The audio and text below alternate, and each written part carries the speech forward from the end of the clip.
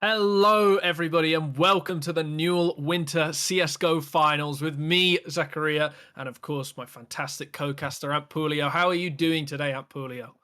I'm doing absolutely smashing, thanks. I'm looking forward to an absolutely smashing grand final. Hoping it is going to deliver. It was a bit of a one-way match previously, but hopefully this time it will deliver. Yeah, I mean, for sure. Of course, we should probably say today, if you look above us in that graphic, we've got the UWE Sea Stags versus Trent Thunder Diamond, two teams that have seen each other before already in this tournament. I think UWE Sea Stags actually took it 2-0 in that one. And this time, to make it even harder, a best-of-5 final, and the Sea Stags have a one-map advantage. Yeah, one map advantage. It's sometimes not as much of an issue in other esports, but in CS it's certainly much easier. You know, all they need to do is win two maps, two of their own map picture, and they're fine. And it's certainly much harder for Trent to come back from that. I mean, you've got to take at least one map pick off of Swansea, not Swansea, UWE, obviously. And it's considering how they've looked. How they looked on Mirage with that comeback with that CT side, how they looked on Nuke just regardless, how Crit looked on Nuke, it's gonna be an uphill battle. It's gonna be very difficult. But fingers crossed for them. They've done their practice. They're coming into it with a fighting spirit. That would be nice to see. Yeah, and while we're talking about the game that obviously took place last week, maybe we can throw to our little graphic showing what the tournament's been like so far and where we've been so far, so we can actually see exactly how both of these teams have actually managed to get into the final. So you can see that both of them managed to win that first best of one. Then UWC Stags taking on Portsmouth, winning 2-0, and the same on the other side of the bracket, Trent Thunder Diamond winning 2-0 as well. And then when they did come to fight each other, UWC Stags, we saw it on stream last week at Pulio. They annihilated Trent Thunder Diamond. I mean, there was a fantastic comeback on Mirage, on Nuke. I mean, there's no other way to say it than Trent Thunder Diamond really got it handed to them, which then fired Trent Thunder Diamond into that lower bracket. And you can see that they, again, still managed to get a 2-0 victory, which puts us into the grand finals where we are now. UWEC Stags, of course, coming into this one with that one map advantage as well. So that means that final map that we see eventually when those map picks come around, UWEC Stags, they've already won it.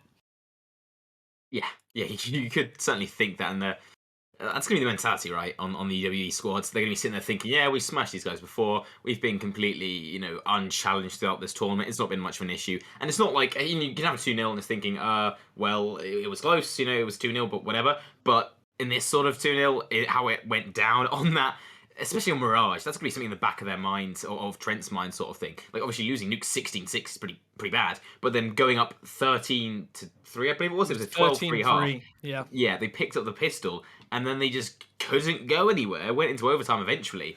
It's got to be something that's sitting there thinking, if we go to Mirage, which obviously we'll find out the veto sooner, hopefully, rather than later. If they go to Mirage, they're going to be sitting there thinking, like, we need to have a good T side. We need to get more than, 2 rounds on this T side. You've got to have some sort of improvement. Same way if they go to Nuke. Obviously, they could let UWE take that map, sort of, if that's their map pick. It could be an issue, but the mind games are going to be very much at play, and UWE is certainly by far advantaged in this. Yeah, I mean, the 1917 that they won on Mirage, it almost didn't even go to overtime. UWC Stags were 15-14 up after being 13-3 down. I mean, there's no way to put that comeback into better words. I mean, it was incredible to come back from such a loss. I mean, winning, I think, the Trent Thunder Diamond, they won one in the middle, one on the end, and then one at the start of the second half. It wasn't particularly impressive from them. And the players on the Sea Stags as well. I mean, just looking through who they've got there, you've got former Coalesce players, people that played on Sex back in the day, Xenex, Victus. It's these guys have played on very, very big teams within the UK scene. They aren't small. I mean, same goes for Trent Thunder Diamond, WFN, of course, played for Havoc. It's these guys are very, very good players, and I think that's such a testament to Newell. It's somewhere where these players that kind of breeds that skill, that mentality, people getting into a team for maybe the first time, getting to play against players of this caliber that we're now seeing in the final, getting to play with players of that caliber as well. I mean, huge for development, absolutely huge. And I think a lot of people know that Newell is really the start of a lot of these players' careers for a lot of them. But like I was saying, that the talent on UWEC Stags, it almost looks unbeatable. Yeah, you say yeah, almost because at the end of the day, they're always beatable. There's always a flaw, despite the underdog having such a small chance. You may say that they have a small chance. There is always a chance, and I think certainly one advantage that Trent may have. Obviously, they've faced against UWE Sea Stags now. They know that they've got a very vicious bite. They've got this sting, and the players individually can just pop off. So hopefully they've had the time. Obviously they went down to the lower bracket. They won 2-0 again. I think this was the Swansea Storm Tacos, I believe it was. Yeah, 2-0. Yeah, they So did. Yeah. yeah, they beat them, come back up here. Hopefully they're reset. They're thinking, okay, we're going for a more team-based approach because, like, obviously in the upper sort of echelons of CS, you have teams that are just that role you at least used to have teams that run on sort of strats. You know, they're team-based. They didn't have individuals that popped off. Obviously, it's somewhat changed nowadays, but you could win on teamwork, right? So that's what they sort of need to focus on, making these trades happen, stopping the multi-kills, because I think that's something we certainly saw a lot of, was just people like Crit, people like Magic, just popping off getting a 3k every other round, and you can't let that happen. So if they shut that down, they've got a chance, and hopefully after the spanking that they got, they will realise, they'll look back at it and thinking, yeah, we didn't shut them down, now we need to, and then they will. Hopefully there's some adjustment. I was going to say, just looking at what I've collated before the game, I mean, just in this season alone, players like Crit, they're managing, multiple 3Ks a game on average. Same for 4Ks. A couple of these players are managing roughly one 4K a game, which is absolutely ridiculous to allow one player to get that many kills, regardless of whether it's an eco, a full buy, it doesn't matter. One player getting 4 kills, that does so much for their mentality, and then it opens up the game massively for one team to just start getting carried away with it. Meanwhile, on the Thunder Diamond side, you've got, I've highlighted him already, but WFN, another player that's managing roughly 1.5 3Ks a game. So every 2 games, he's getting 3Ks. So he's doing a fantastic job for his team as well, making sure that he's stopping attacks basically by himself, or starting and opening up games by himself. Really, these guys are fantastic, and you're right that it will be quite a lot of emphasis, I think, on just making sure that they don't make those mistakes that we saw last week on the Thunder Diamond side. It's UWE's to lose. They're ahead in maps. They're technically ahead in history that we've seen. They've only lost 1 game so far across all of the games that they've played. They've done an absolutely superb job. So it's just making sure for the Thunder Diamond team, they sit back, they don't get too aggressive, they play as a team, and they make sure that they aren't just giving up kills straight away. You are right, and that, I think, is really where it lies coming into this one. Yeah, that's certainly perfectly summed up, because in one-on-one situations, like if they're getting multi-killed, if they're getting beaten out, that is something that they struggle with. But to add on to what you said about WFN, he consistently, so many times, I would love to get a stat for it, but I couldn't quite find it. But on Mirage, even when they were losing the rounds, he got so many opening kills. So many times I would just see, oh, he's got a kill. And then, they'd go on to lose the round if it was on the sort of the T side.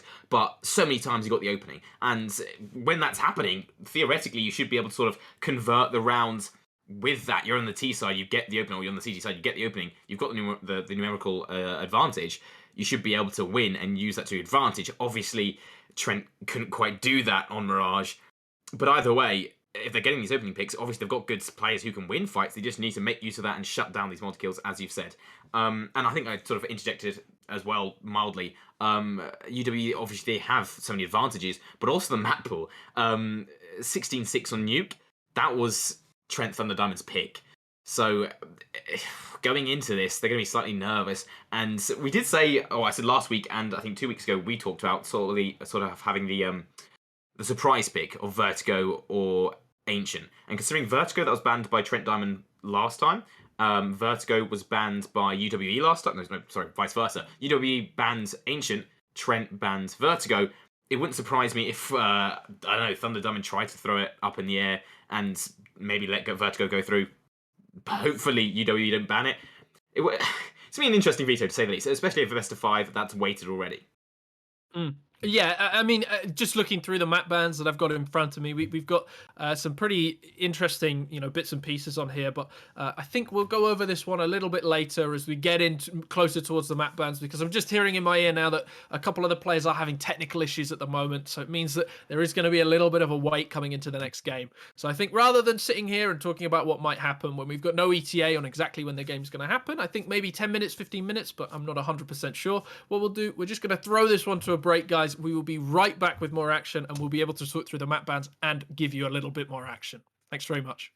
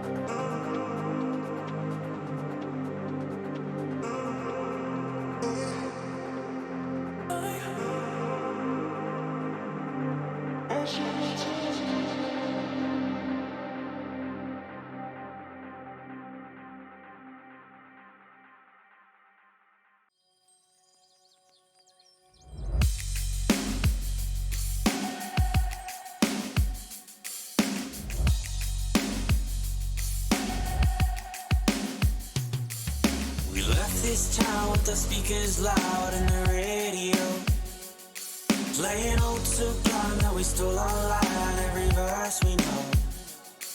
And we hadn't had a clue if we'd make it by noon or even where we'd go. We don't need a map, everywhere is home. don't need a everywhere. The tank said E and we all agree that we're just too broke. Fill it back up, so we left your truck on the road with Rome. Then we found a motel with a cigarette smell, so we knew we're close. We don't need a map, everywhere is home. We don't need a map, everywhere is home. Is where I can find some peace of mind and make my own way. I don't know where I will end up, but I'll find it someday. Keep on searching, engine burning while we're turning it around. But don't get left behind on the road. But don't get left behind on the road. Don't get left behind on the road. Don't get left behind on the road. We play Tupac Sharak and we turn our music up when he raps about hope. We hold our thumbs high and hope someone is kind enough to give us all a ride. And we wouldn't have a clue if we'd make it back to or even where we'd go. But we don't need a map, everywhere is home. A Ford stopped on the street, said where you trying to be. We said we don't really care, we'll know it when we're there. We took on down the road, he flipped on his radio. Santeria started slow, so we knew that we were close. Home is where I can find some peace of mind and make my own way. I don't know where I will end up, but I'll find it someday. Keep on searching, engine burning while we're turning it around. But don't get left behind on the road. Don't get left behind on the road. Don't get left behind on the road. Don't get left behind on the road. Don't get left behind on the road. Home is where I can find some peace of mind and make my own way. I don't know where I will end up, but I'll find it someday. Keep on searching, engine burning while we're turning it around. But don't get left behind on the road.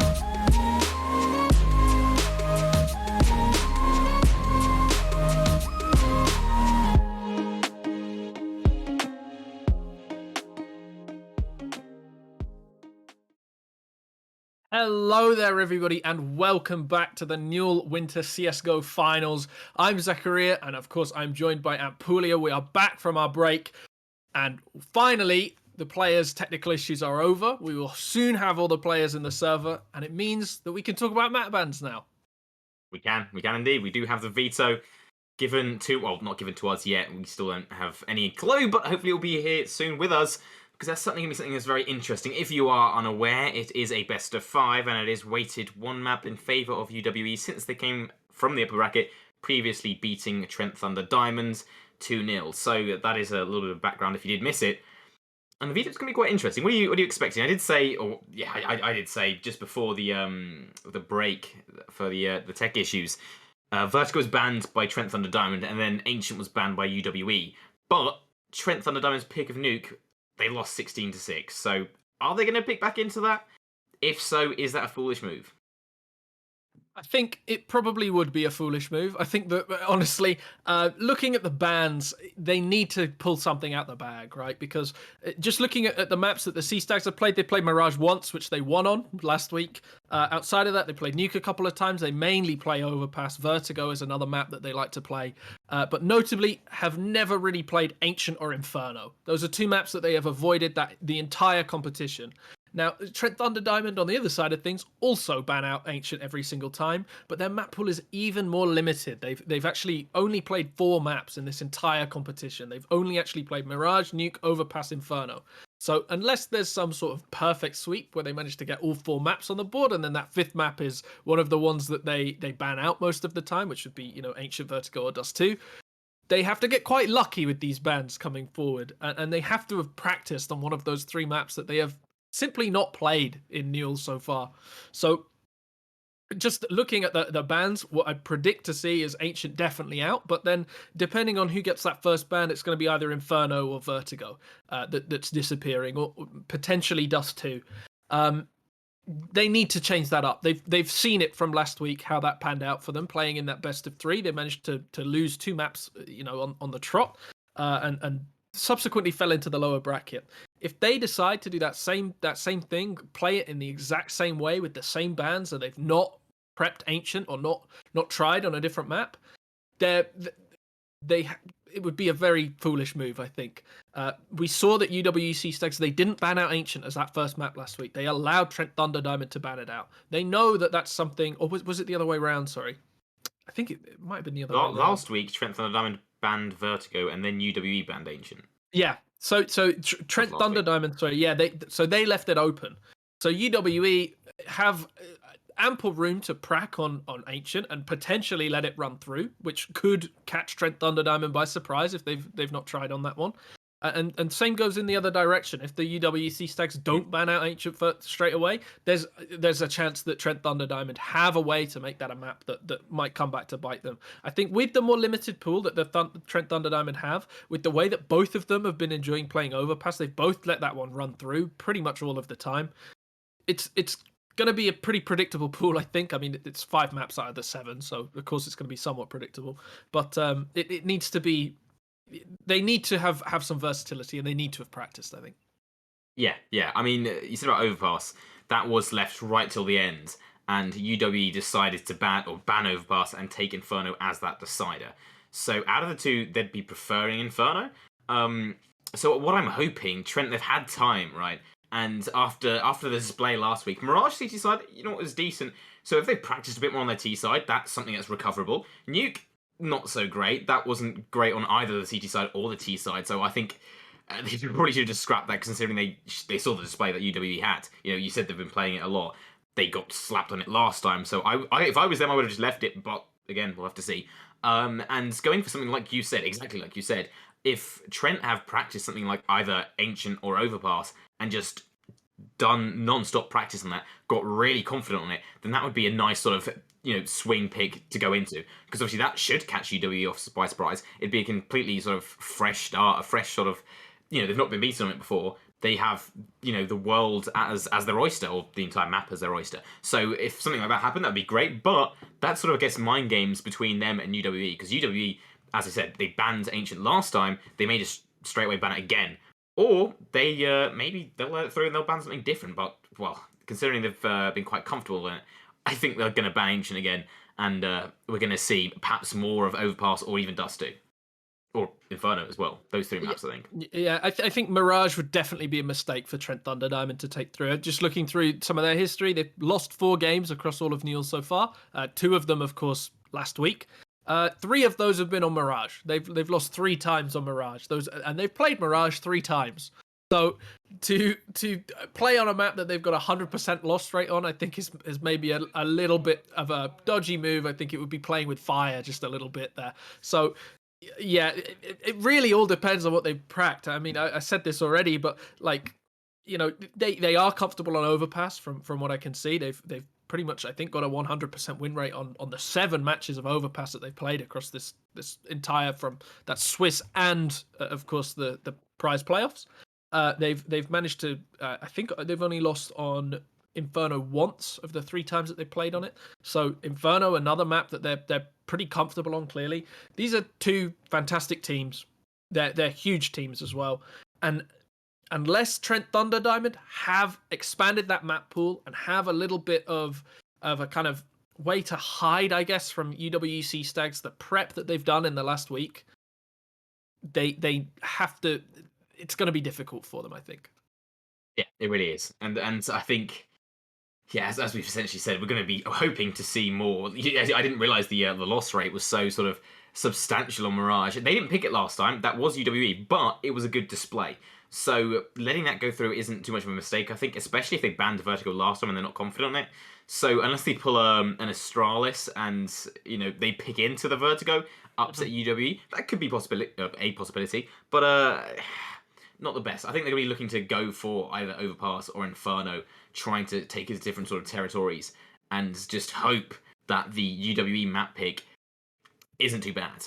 Because again, that UWE map pick, the first map pick, so we have best of 5, right? You have 2 bans and then the other 4 pick, and then left over. But obviously that's not going to count because we've already got a 1-0 deficit sort of thing. So I think it's going to be it's going to be interesting to see what UWE pick for their map, if they go for something like Nuke, which they didn't pick last time, but they were much more dominant on, or if they pick into Mirage, which again they didn't pick into, but that comeback on the CT side was solid, but then again their T side wasn't. So yeah, I mean, and a point though, picking Mirage, of course, they just played it, a week ago.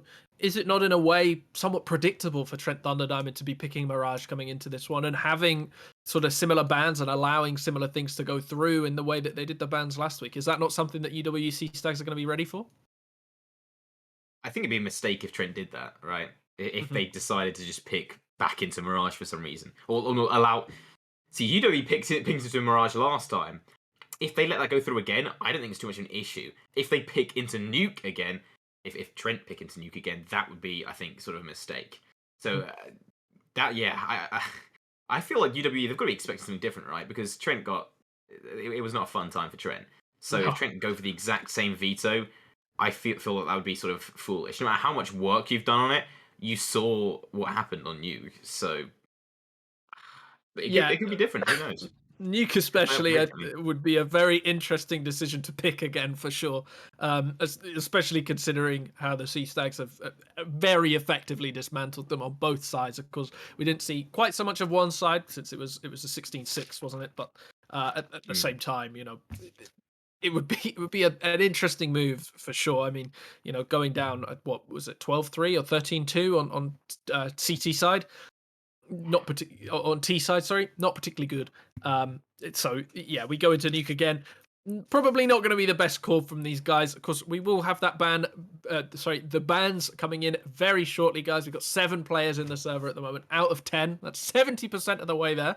So we're on track to sort of be in maybe 5 minutes, 10 minutes or so, depending on how fast the rest of the players join. Of course, 8 players now, I say. So yeah, I mean, UWC Stags, they've won 4 times before. It's theirs to lose. They come in the upper bracket. They're 1-0 map advantage. Trent Thunder Diamond, pretty much all of these players very inexperienced. It's only Zacho, I think, that's actually played in this for any substantial amount of time. The rest of the 4 players, I think, pretty much in their first season. Crit Magic on the UWEC Stag side, much more experienced. How do you think that that's going to factor into this with with all the advantages in favor of the Sea Stags and then the experience on their side as well? Yeah, experience. I mean, it is in favor of UWE, right? But some of the players, especially WFN, right? As I said last time, he got those opening picks. He showed that he can sort of fight and bout with the best. So I don't think that's going to be too much of an issue. And considering they've been given some perspective, right? We saw the bracket just earlier on, just before the ad break. And Trent Thunder, they beat the Swansea Storm Tacos twice now, both 2-0, I believe it was.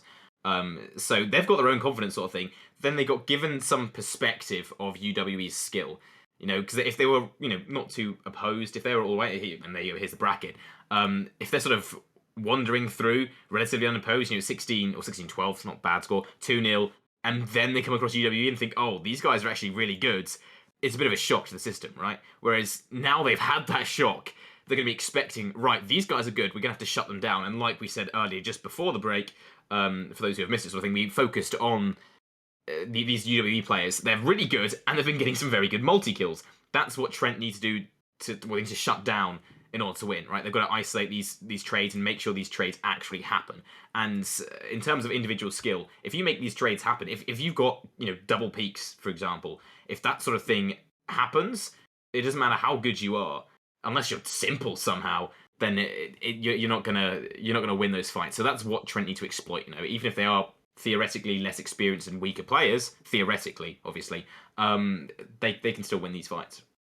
Yeah, I mean, another thing, we've been playing that David and Goliath thing this whole time about how great the Sea Stags are. On the other side of things, Trent Thunder Diamond, as we saw in the bracket just before, they did beat the Swansea Storm Tacos, and those guys have won Neil before. That's a good team. That's a very strong team. The Sea Stags also, they've lost to Portsmouth Paladins in the past.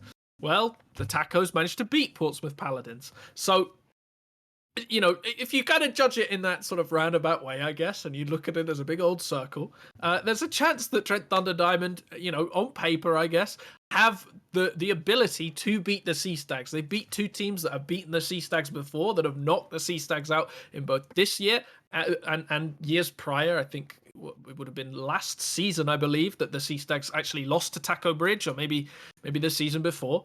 And so it means that, Trent Thunder Diamond, it's not like they're a tiny team that's managed to luck their way into this competition. They and managed to luck their way through the prize playoffs, as much as we're hyping up the Sea Stags and sort of playing down Trent Thunder Diamond.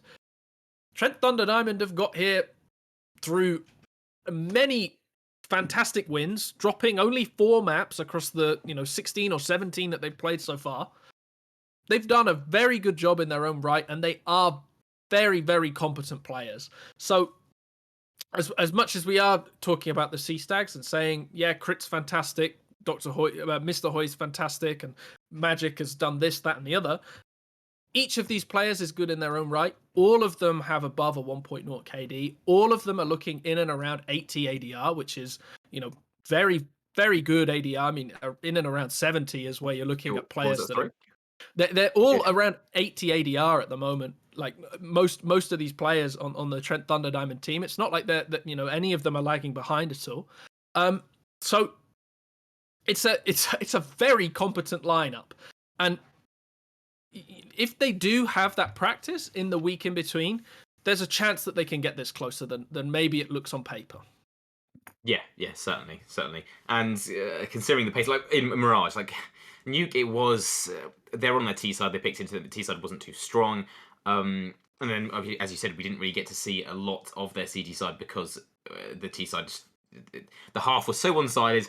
We didn't really get to see it sort of blossom and bloom. So Mirage being a better example of that, I think we certainly saw that all of the players were able to frag. I can't even think of half of the players now. I think Steven as well. Obviously we said WFN. Steven, I think, was quite sort of high up in the frag sort of thing. And quite a few of the players were stepping up when they needed to. Quite a few sort of clutch situations which they closed out. And considering it was you could say it was a choke. You could say it was just a massive comeback from UWE. Either way, both teams were fragging very sort of quite well. Mm-hmm. So they've all shown that they can sort of frag very well. They can get these trades, and it's just about who sort of turns up on the night, right? I mean, if he turns up to Nuke, or if whatever the first map is, like he did on Nuke last week, then it's going to be all hell for Trent to shut him down. But maybe that was just, a life game and he's not so sharp tonight. Maybe he's had a really long day and he's sitting there thinking, right, I'm going to have a nice easy evening. I'm going to sit down with my glass of apple juice and then, have a nice chill CS. And then he just gets domed every other second because WFN's just swinging out, tapping heads. Who knows? Maybe WFN's been on DM the entire week and is now, ready for a solid fight. Who knows? It's very much who's in for the night. And well, that, yeah. You do never know who's managed to get out the warm milk and chocolate bourbons and is settling down for a nice easy night. But talking about of course, a player that has stood out for UWC Stags this season. I mean, specifically, he's got around 25 average frags a game, which is nothing to sneeze at. I mean, it's a superb number of kills. I think he's averaging about 90 ADR, which is just insane.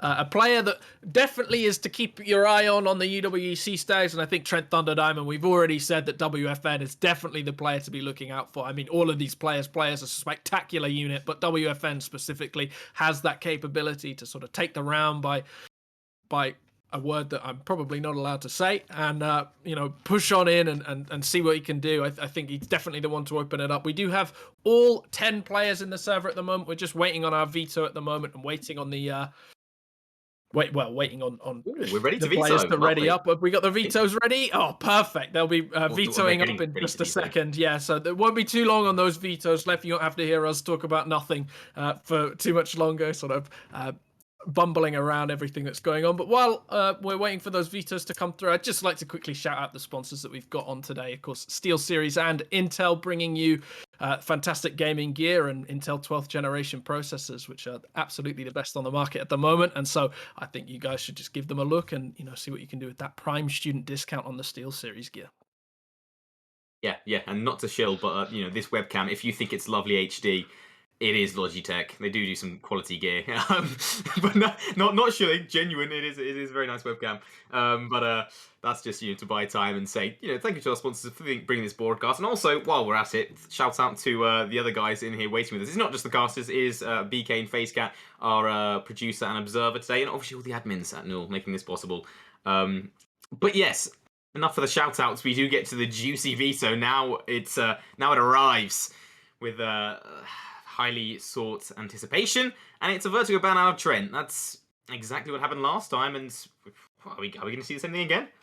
Will the C-Stacks let Ancient go through? That's the question. Have they been practicing on Ancient? This was something we were talking about. Both teams can maybe get that sort of surprise element and ban one of these maps out that we were maybe expecting them to leave in. So there's a chance that UWC Stacks ban out Inferno early on, but it also Ancient, according to what we've looked at so far, an overpass as well. But Dust 2 disappears, which is one that they've only got a 50% win rate on. It's the only map that they've lost in Newell so far. And sort of a surprising ban, if I'm being honest, because Trent Thunder Diamond, it's not a map that they've really played at all. Yeah, it's very surprising. That's a very, very big wrench that's been thrown into my works, right? That was banned, I think, last time in the second round. Obviously, Vertigo was banned initially by Trent, and then they banned Dust 2, I think it was last time, right? So now it's UWE banning it instantly. That's really odd. So unless, Trent's been practicing on Dust 2 a load and UWE somehow found out, this is a very odd ban for me. But apparently they just wanted to get rid of it. And, well, we do see a nuke pick out of Trent. So, very questionable. But maybe they've been practicing on it. Yeah, it didn't go very well for them last time, did it? If we're going to remind everybody, this exact thing happened last time. Last time, of course, with Ancient banned by the UWE Sea Stags. And it ended up with exactly this pick. And the Sea Stags won 16-6, starting from the CC side. A map that they are incredibly comfortable with. This will be the third time that they're playing this in Newell this season. They have a 100% win rate against the 66% win rate of Trent Thunder Diamond after last week's rather calamitous affair on the map. And almost don't know what to talk about anymore with these bans, because instantly both of them have kind of thrown me for a loop a little bit in terms of what I was expecting. I don't know what the Sea Stags are going to pick. I'm imagining it would be one of either it can't be Vertigo, but Overpass or Inferno would be my guess. I mean, maybe Mirage. those two maps are ones that they play. Mirage would be a very good That'd be quite pick. funny. Thinking about last week, yeah. I think that just looking at this, I mean, I promise you, I do have notes, guys. They're all on here. He's But practiced. I may as well, yeah, may as well go in the bin at the moment. I think with what I was expecting, I've done a very different prediction of the maps on here. But yeah, I mean, CT start for UWEC Stags on Nuke. That's got to be well, I say an easy win for them. It should be if they manage to keep the form from last week and do sort of keep that same sort of that same strong start. It could be a 2-0 start for UWEC Stags really before we've even got going. Yeah, and also that 1-0 map deficit, right? So if they just win this map, if they win Nuke, and then whatever the next map is, it's over. It's 3-0, right? It's done. And I'm hoping, I hope that Trent, right, maybe not the cast, or at least maybe some coaches, they looked over that demo and thought, okay, what went wrong? How do we change that? They didn't, completely throw out the window. They just went, okay, we need to take more outside control. We need to take more ramp control. Changing those strats up to make something different. That would be nice, and I hope that they have done that, because I don't think we saw much of a sort of a depth in the strats. So it would be good to it would be good to okay, sorry. The veto's being redone apparently because someone misclicked. So yeah, I'm assuming this will stay the same because this does seem first time in the history of Newell we've had a veto have to be redone here. It's really not working out for us in terms of technical issues. Yeah, just been told that apparently there's been a misclick on that fourth map, I think. So yeah, it looks like UWEC Stacks accidentally picked Inferno. They didn't mean to pick Inferno going into that fourth map, so we're probably going to see a different one. Of course, Vertigo, Dust 2, and Nuke will all be the same. So Vertigo, Dust 2, and Nuke, Vertigo, Dust 2 banned, Nuke definitely being played in this way. But the fourth map, that's why we're waiting on it, because we've had a misclick before the game has started. And no end to the technical issues from these guys at the moment. But yeah, I guess it's not Inferno then, so that one rules out. That one, it may well be Overpass from what I was predicting before. Yeah, maybe, honestly. And what it may well be Overpass indeed. Yeah, Mirage, I said it could be a pick. They did win it last time, but I mean it was close, it was overtime. So something like Overpass would be smart. But Trent has picked Overpass. There you go. That's what I was saying. Okay. So Rather Nuke than has Nuke, practice a different map that they're actually good on and go for that. And there you go. It's an Overpass pick out of Trent, which is a lot more promising in my opinion. And if they do pick Nuke later down the line, that's something that they can address then. Firstly, they do need to win a map, so that's a good shout from them to go for Overpass. And yeah, a Nuke pick out of UWE. Perfect. I mean, Overpass, Trent's most played map, UWE's most played map. It's going to be a real all-out fight on Overpass for sure. It's a map, honestly, I think it's Newell's favourite map, because I struggled to think of a time that I've watched a best of one and it's not been Overpass in Newell at the moment. It tends to be something that gets picked a lot. It's that perfect mix between something that can be really puggy and also quite tactical on one end of things. The smokes onto A, Molotovs onto A, smokes onto B, and mollies onto B as well. There's absolutely fantastic room for that rush onto the B site, as well as obviously A just working those angles a little bit more, and on both sides really, both sides can rush B, and CTs and Ts you can rush B, and push into short and things. A map that I think both teams are going to like, and then Nuke as well for the UWEC Stacks. We saw how they won on that one. Of course, it's something that they're going to pick, and Trent Thunder Diamond may well have something up their sleeve. I mean, they accidentally picked it before, so maybe that means something. Maybe they just accidentally misclicked. Well, they've said they've accidentally misclicked, so they did misclick. But letting Nuke go through is an interesting one, and most notably, they are CT side as well. And yeah, that's something that we didn't see last time. They started on T side, they got dusted, and then it meant that their mentality was in the bin for the second half rather. They come into this one fresh faced, feeling a bit happy, especially if they do manage to win Overpass. I think it completely changes it up and makes it so that Nuke may well actually be a viable map for them to play, considering their win rate on it in the past and everything else. I mean, they only lost it once, right? And it was to UWC Stacks, and then goes Mirage as well, the Trent Thunder Diamond pick. So they think that they can do better on it after they messed up just that little bit last time. It's something that they think that they can come back on if they do start on that T side. They think they can do a better job than last time. Yeah, they're gonna need to, right? As last time it was picked by UWE, so Trent had that solid CT side 12-3 half, and then won the pistol. They were set up to win, but they just couldn't get that T side. So obviously after 2 maps, which is gonna be a lot, they're gonna need to have some good strong T sides on Mirage. But that's if we get to that, as UWE could just take these first 2 maps and fling it on by. But that third map being Mirage, the fourth UWE picking into Inferno, which I think you said was a possibility. And should we get to that, should be very interesting. That would be the decider, as obviously it's a 1-0 sort of with the deficit sort of thing, as we said. So if UWE take one of these maps, Trent take the other 2, Inferno decider, it's always a banger. Yeah, and there goes Ancient as well. So obviously Ancient is the map that's at that very far end at the moment. It doesn't mean anything. It's effectively a banned map, but it's a leftover map. It means the UWC Stags have already won that one. It says knife on there, but the UWC Stags have won Ancient already. Incredibly, they didn't even play it, and somehow they managed to 16-0 them on it. But there we go. With that 1 map advantage from coming in from the upper bracket, UWC Stags have won Ancient. So we're going to see Overpass, which was with UWE on the CT side, then Trent Thunder Diamond have picked, will start CT on Nuke, sorry. Then UWE Stags CT on Mirage, and then finally we will see an Inferno map where, once again, a CT pick for Trent Thunder Diamond. So it should be a good one, so long as UWE Stags don't win those first 2 maps instantly. It's completely open. Yeah, I think it's honestly the best case scenario, the best case veto sort of thing for Trent, right? They've got the Overpass, the fresh pick, which hopefully they've practiced and they said they're playing it a fair bit, so they should be quite happy to take it. Obviously they picked into it, so that should be a nice fresh start, something different. And then Nuke, but they're starting on CT side. That's a lot more promising. So I think so far, like those 2 maps, it's a good way for Trent to get back into it.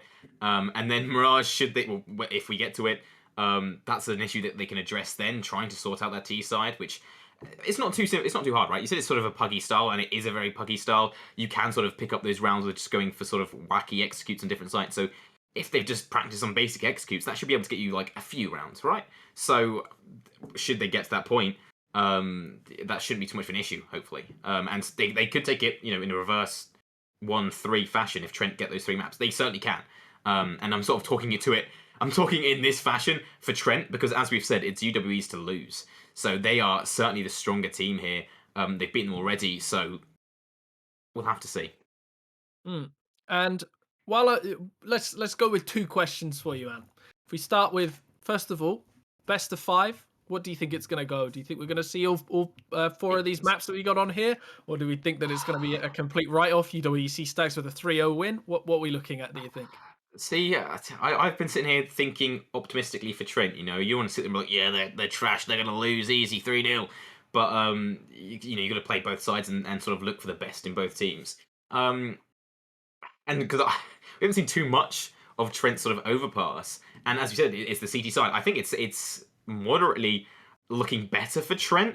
But if it's looking good enough for them to take those maps, so I think maybe 3-1 is my prediction. They take possibly either Overpass or Nuke. I wouldn't think both.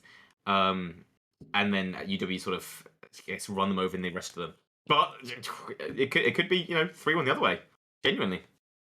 What about you? Yeah, what are you thinking? I think I'm on exactly the same page. I think 3-1 in favour of UWC Stags. I think the Overpass is going to be a Trent Thunder Diamond win, and then we're going to see Nuke and Mirage taken pretty easily. I mean, UWC Stags, they've shown no reason for their T side on Nuke to not be good, and then on Mirage starting CT, I think that's just a lost game for Trent Thunder Diamond. It's going to be a real uphill battle with what we saw from their T side last time.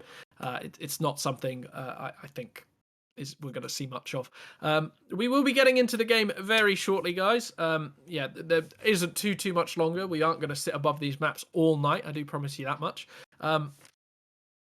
Yeah, soonish. Right, we're loading into Overpass, I believe-ish, soonish. So that should be nice. Yeah, I was booted from the server, it seems. So so was I. My game crashed too. Just to add, insult to injury and throw salt in that wound. But yeah, hopefully we should be getting into it soonish. But yeah, Overpass. So might as well talk about that while we're waiting, right? Rather than just sit there and stare at the camera. Of course. It is the first map. It is guaranteed. Nuke is also guaranteed, but it's a weird map, right? Because everyone always says it's CT side, you always pick CT side first, but you can have teams just having absolutely fantastic, phenomenally strong runs on that T side.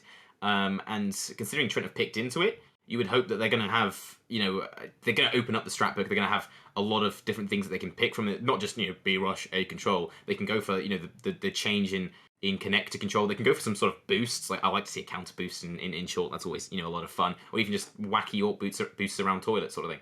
So I think it's somewhat restricted on the sort of map control and execute, so you can go on the T side.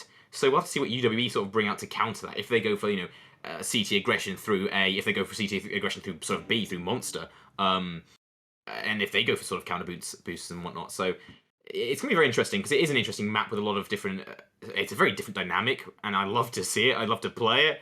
We'll have to see quite what they've brought out. Yeah, I mean, I think you've summed it up perfectly there, if I'm being honest. I mean, Finals, right? short control is something that's huge. I mean, B short control is something that the CTs and the Ts are going to be fighting for pretty strongly, as well as, of course, that ties into connector and how the players are going to be playing around connector. Sometimes you see somebody posted up in there. Oftentimes you won't, because it is, of course, a position that requires quite a lot of holding from other sides of the map. It's not very flexible in terms of how you can move around it and make sure that your teammate remains alive as a CT. I think it's something that's quite difficult.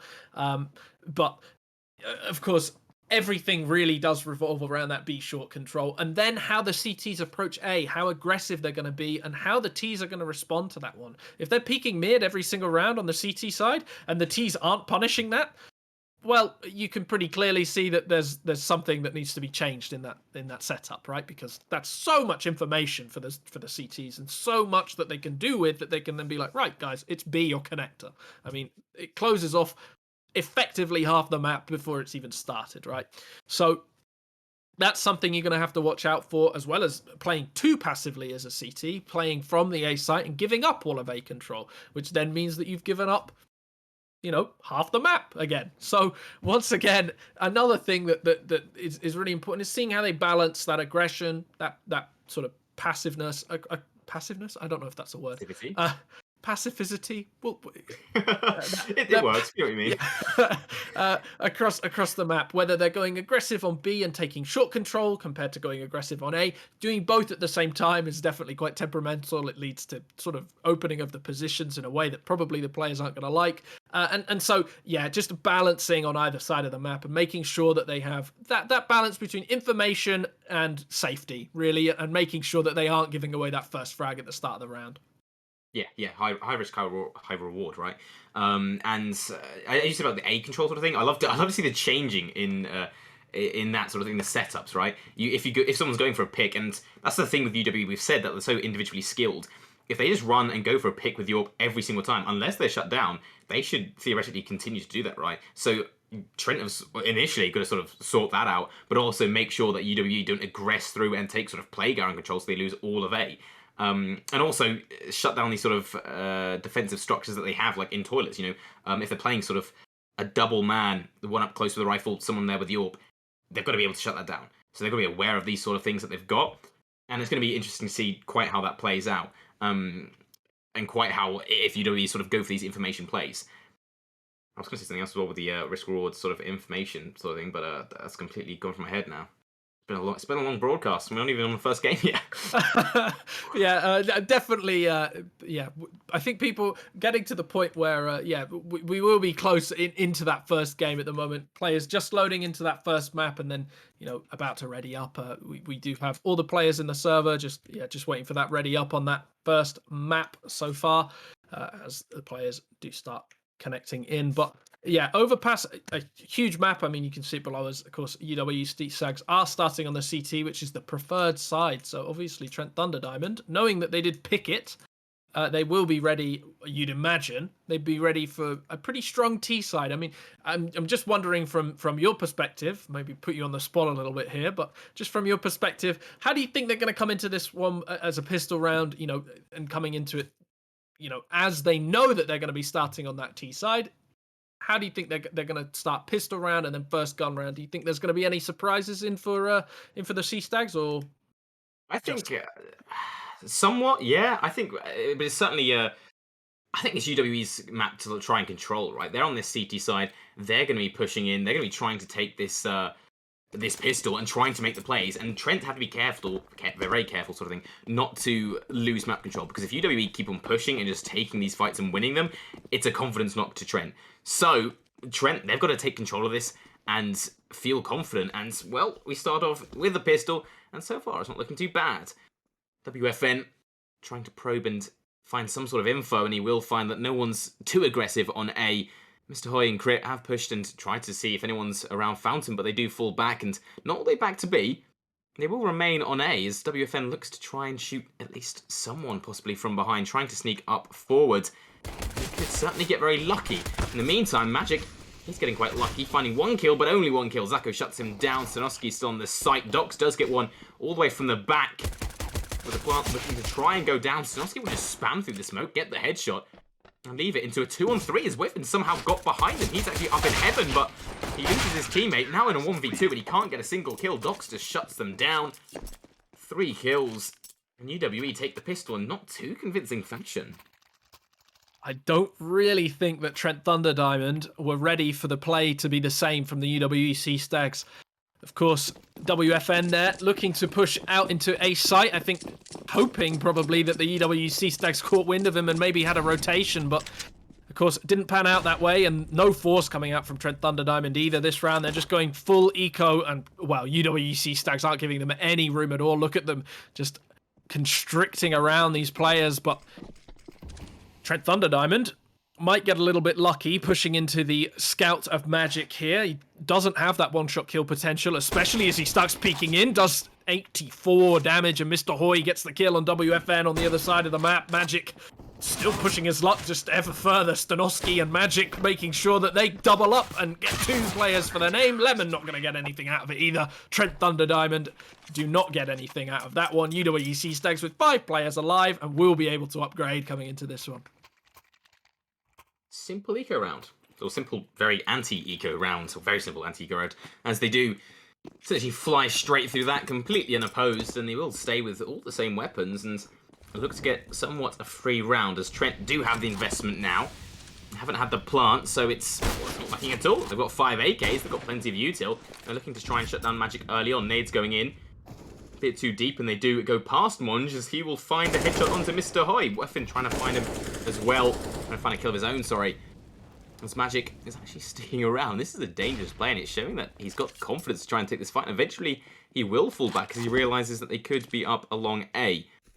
And, well, 2 guys certainly are. That they are, and losing that player early on, while the UWC Stags have not upgraded, so it won't be too much of an issue, it does mean that Trent Thunder Diamond have pretty much all of the map control, and Doc's hiding in behind the door. Might well get sprayed down. Magic losing out half of his life as well, and it's pretty much in favor of the HP. Trent Thunder Diamond in a 5 versus 3 almost when you look at it that way. It only gets worse as well. Monge does get the kill, and it makes it actually a 5 versus 3. Make that a 5 versus 2. The A-bomb site completely opened up, and you would think the CT's just going to save. Well, the odds most land in a truck, but either way, it's a bit of safety as the site is secured. Smoke down over by Dumpster and the Molly deep in Bank. The other 2 looking to save, and Zacko, he's just watching the door. Stanoski peeks it. He loses his head, and Dox is left by himself. M4 kit, armor, and a little HE2 to be saved. It's not all bad, and it doesn't look like anyone will come across him anytime soon. Zacko will fall back to be with his teammates around the toilets. And a very solid T round coming out of Trent Thunder Diamond. Obviously, it was a pretty weak buy. I say it was a buy, obviously it was a free round from UWE. They didn't invest any more or any different weapons into it. And the scout on Magic obviously is not that great. But with that win for Trent Thunder Diamond, UWE, they don't have a lot of money. Well, they do have enough sort of to buy, but Crit and Magic, they're going to somewhat struggle. So it's a very good start, a very strong start for Trent Thunder Diamond, especially with 5 guys left alive. Now they can start to look to try build up the bank, especially if they take this flawlessly, or near flawlessly. Again, they shut down UWE, take another win. They're off to a very strong start in this map to take it. I mean, even if they lose, the economy will be looking pretty good as the flash comes in and forces the 2 players away. The nade, not actually, well, whoa, Lemon losing 75 HP to a Molotov as he pushes out short. and he's not going to get anything for it. It's a 75 HP Molotov that's not been enacted on at all. Trent Thunder Diamond somewhat caught out by it, and on the other side of the map, the two players pushing in long pipe. And Stanovski loses a little bit of HP, but the kill for his troubles, it's huge, and it puts UWC Stags one player up, with Lemon only on 25 HP as well. The versatility from the UWE just pushing around the map and catching Trent Thunder Diamond a little bit by surprise. Yeah, that was a very nice push. And that's exactly what I said, right? UWE, they're in control on the CT side. They are looking to go for some wacky plays, like a double play right here. There's a double setup on long and crit on the site. He can just lock it down by himself, finds the first kill onto Monge, looking for more. WFN trying to find the frag back, but can't quite hit the headshot. And Mr. Hoy, he's now falling back as they lose Lemon over at B. There's two guys left, and WFN will fight for the site, take one kill, looking for the second, and will take down crit eventually. But there's another player on long, and he may not expect that guy coming up so quickly, so fast, and so soon. And it's Magic with an MP9, not trading out to the M4. Long range may be somewhat a challenge, but if he gets the drop onto WFN, then he can certainly win that fight. He's taking it slowly still, waiting for any sort of a sign from WFN. And with both players actually sitting in connects now, WFN could go towards B and he'd have a free and open sight, but he's sticking around here for the meantime. And 10 seconds left, he'll spot out Magic, will get the kill with the spray just about.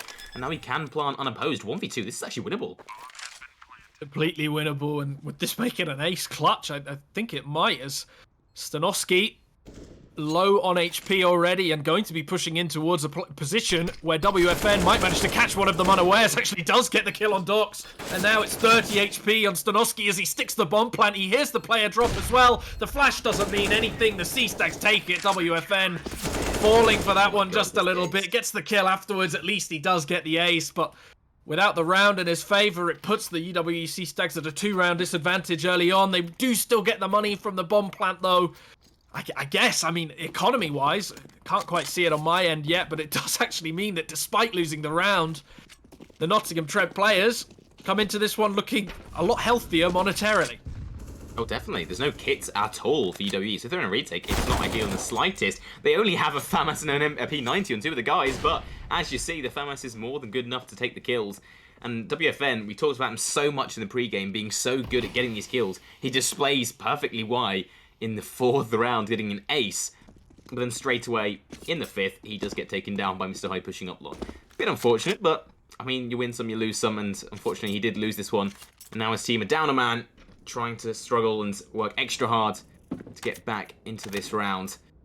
And they have a lot of map control. As I say that, the two guys are pushing up towards toilets, and Lemon, along with Steven the Bomb Carrier, are hoping to meet up with them to try and execute onto A. And I think UWE have read this quite well, as they do have a rotation in the form of crit coming up now from B. There's no execute yet, though, and the bomb is only outside of connector, so there is a chance that they do decide to delay, and it might mean that the C-Stags players push down towards B, but maybe not going to be the case. Zacko just hunting for these kills, not been peeked out just yet. 3 players on the site as well. It's not going to be an easy push as one kill goes in favour of Zacko, and Mr. Hoy caught unawares as well. The player in behind the truck doesn't even actually does get one, but not going to manage the second. And the bomb site completely for the Trent Thunder Diamond guys. They don't have the bomb though, so it's going to take 5 or 6 seconds just to get this one down. Zacko will be calling to his teammates that he hears at least one of them in towards bank. The flash a little bit too deep from Monge, and it does give away his position as well for both of these players. Stanovski and Dosh pushing through, catch one, but Zacko still gets the kill. Stanovski had that one on a platter, but 2 players low on HP. It might mean that if they do peek him in this manner, UWEC Stags and Dox specifically might get away with this one. 2 players hiding in behind the flowers though, and Dox isn't really being given an inch at the moment. Monge actually still peeking up. He's only got 4 HP, he's still going to peek up and playing that one perfectly. Trent Thunder Diamond double up the rounds. And even though they had two players with a combined 10 HP, they do win it, and they do keep their economy high compared to UWE, who end up on pistols. And one thing to note there, right, I said it at the start of the round, and you saw it right towards the end, no kit. Even if he would have somehow pushed through to get those kills, it would have been very, very time pressured, and that certainly would have been a massive fault. They didn't have the money because of the damage caused by the round prior, and so, well, they lose that round, and now they're forcing back up 4 Deagles and a 5-7 on Stanovsky. Zako is looking to shut them down here, and now 2 players going down in connector. With ease, he doesn't take a lick of damage. He'll be more than happy to take that. Stanovsky's looking to push short. Crit is boosted up and trying to give him a bit of overwatch, but they'll fall off that boost, and Trent, they should know sort of what they're dealing with now, right? They should see that it's versus pistols, so they can just take it slow, make sure they get the trades, and be thorough with the playstyle that they've got. Should be Stanovsky in a perfect position, but the 2 players pushing out at the same time. Do you catch him out? The headshot there from Crit only gets 1 for his troubles, though, and it's left in the hands of Dox, the player that unfortunately did lose the last round. Well, he loses again, this time in slightly different fashion. Rather than a 1 versus 2, it's a 1 versus 4, on track for him to be in a 1 versus 6 or a 1 versus 8, I guess, next round. But once again, going to have to eco. That force has left them, I mean, basically at the point now where Trent should have a free round coming into this one, but the mid-rush might catch them, especially as the bomb goes down just far enough away, waiting for that nade to come through. And actually, it's not even going to be a rush. It's going to be slow. It's going to be calm. And Monge in a perfect position to spray them down. Whiffs on the spray, though. And WFN left in a really awkward spot. He's got the AWP and he's got the bomb as well. Does molly it off and runs away. But the player's not going to stop. They're still going to go for him. Actually do manage to get the headshot. And it means that the bomb is down. Trent Thunder Diamond, a 2 versus 3. Crit left with the AWP as well. It's a weapon that he is impressive on. And they almost line up for him there. And a round that could have been, well, should have been quite simple, turns a little bit toxic.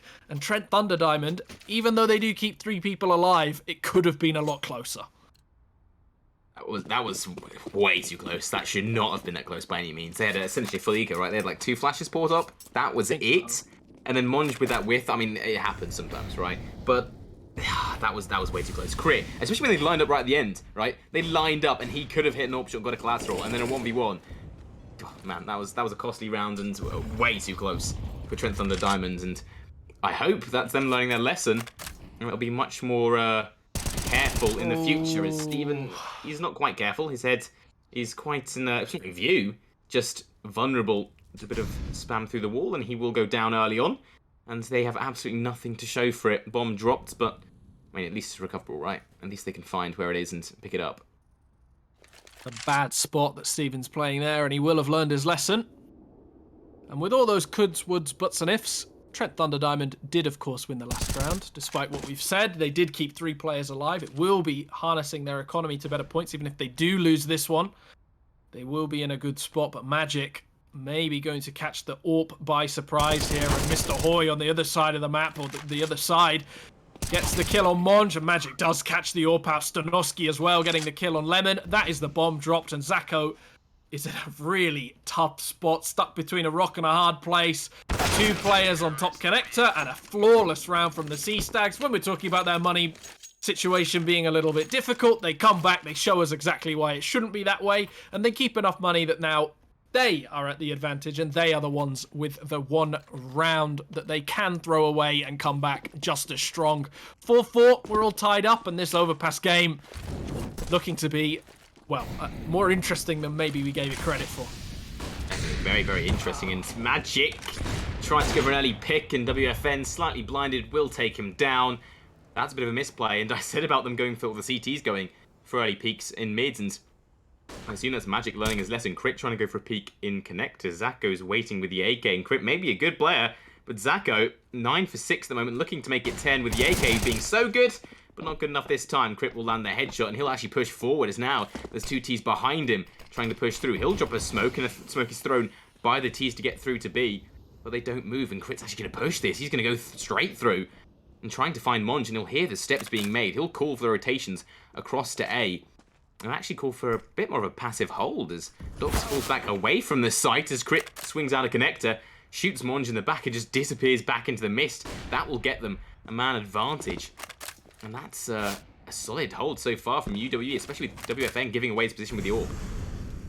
And as long as UWE don't make themselves known at the moment and just sit passively, This is where the mental game starts coming in. The player that's pushed in behind, Trent Thunderdiamond, not able to clear him out at all, means that they're kind of forced to push onto this A bomb site, but they know that there's a chance that they get pincered from behind. And as the time starts ticking down, 30 seconds, they've been sat around. Steven going to be looking for the kill, gets his head ripped off, and that's the bomb that's pushed in first. The smoke as well, blocked by Stanovski with 20 seconds left on the clock. The AUE very, very slow on long, and Lemon going to be pushing in pretty much alone.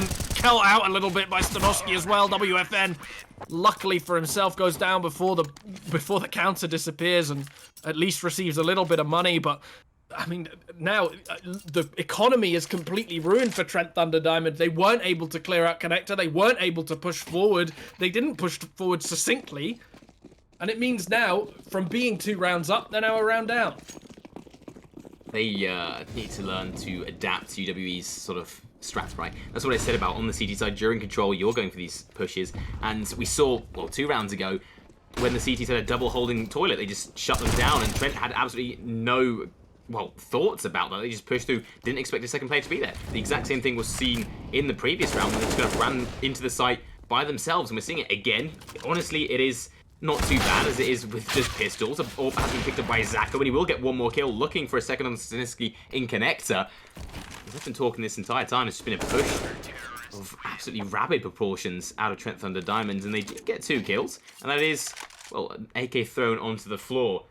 But overall, Trent Thunderdiamond, their T side looking strong on some rounds, but other rounds just looking slightly careless, I dare to say. I mean, their lurk players just getting caught a little bit, I think, by the UWC stacks. It means that they lose half of the map. I mean, now the lurk players, of course, going towards A, and as well as that, the bomb player seems to be the one pushing forward most of the time. Steven going to be taking an aggressive push, and Docs might catch them out here. Gets 1. The second player coming in as well means that Steven caught a little bit. 2 players on short. Docs actually going to be able to catch out another one as well, and all of a sudden it's a 3 versus 1. Make that a 3 versus none. I mean, 30 seconds passed in that round, and every single player from the T side is dead. Deciding to push in quite aggressively on B short doesn't work out, and, well, I don't think it ever was going to work out. They're sort of learning now, maybe the Trent Thunderdiamond players, that UWC Stags are very good at adapting, moving around, and pretty impressive at making sure that their pushes don't last too long. They come, they support their teammates. If there is a perceived rush on one side of the map, their rotation is fairly quick in a way that does clear out the angles. That it's not like they're missing out players at all. And it means that the T's sort of getting caught out, and now we're going to see a rush again, and once again we're going to see a quick push down. Crit left alone on the site, but Docs is the player playing in from behind, and we've seen this before already. Docs getting 1, getting 2, getting 3. Sorry, just getting 2 rather, and the player on the site isn't really going to be able to plant this one either, is he? Monj, 1 versus 3, caught in the corner. Actually does get the kill here. Magic with the AWP as well. It is still doable for Monj, but Docs with the 4K how to get the ace. And now Magic loses 22 HP only by nature of the fact that the AK's run out of bullets. Monj hasn't got the kill. 22 HP left on the player as well. It means he's 1 bullet away from death. Actually, both players 1 bullet away from death. And Monj, just hunting for this kill, not even trying to pick up the bomb at the moment, does eventually pick it up, and will just give up the B bomb site. Magic will be able to hear this one, as Monj not making himself unheard. He will be able to be heard as he starts going up short, unless he starts shift watching, which actually I think he has. Means that UWEC Stags, and Magic specifically, left anchoring towards B, while Monj just going to be given a completely free A site. I can't believe that happened. He ran out of bullets. 1 more bullet in the mag, and he would have killed Magic and got that round in an insane 3v1 clutch. But he runs out of bullets. That's how it goes. And now, luckily for him, the site was open and ripe for the taking. He can get the plant, and he has an idea where Magic could be. He's expecting him to come from the dumpster. Magic with the AWP out. Monj just watching it. Gets the spray. A few bullets missed, but eventually hits the headshot, and that is what counts, as he does get the monstrous 3v1 clutch on an eco of all things. Monj, I mean, what a player. We said, we all, both of us said specifically at the start, right, that WFN, fantastic player. The rest of the players, they're good though, but they need to step up. And Monj just did that just then in spectacular fashion.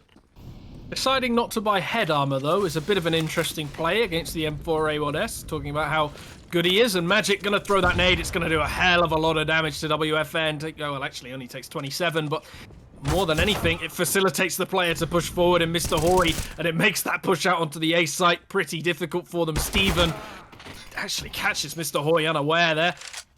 Left all alone, the players backing away from the site, and it means that A bomb site, the control that they did once have, has disappeared. But then, you know, I was talking about it before the game, they've taken B bomb site control, and it then means that Trent Thunder Diamond are left basically with only T-Spawn to their name, and only T-Spawn that they know is completely free. Steven and Lemon, a 2 versus 4. There's not much hope for them, but we thought the same last round when Monj managed to wrap up a 1 versus 3 with 2 and 2 on either site. It means that, I mean, as long as these two players do work together, anything is possible. Yeah, anything really is possible, right? If they look to push through here, they get the kill onto crit on the site, they've got to be aware that Magic, or just anyone in general, could be on long. So as long as they've got that sort of in the back of their minds and they're aware of it and they play appropriately, then they can certainly take this round. 30 seconds left, they're both full HP, they've got quite a few nades between them. A smoke and a molly in both players, but they've got to find this kill onto crit first. 25 seconds and the clock is running down. They've got to make some sort of a move as it does continue to slip away. Because Magic, he can just sneak down long at the last second, and what is that? Steven removes Crit's head. Crit going for a jump peek, Plant can come in, 10 seconds left, and Magic's going to make it stop.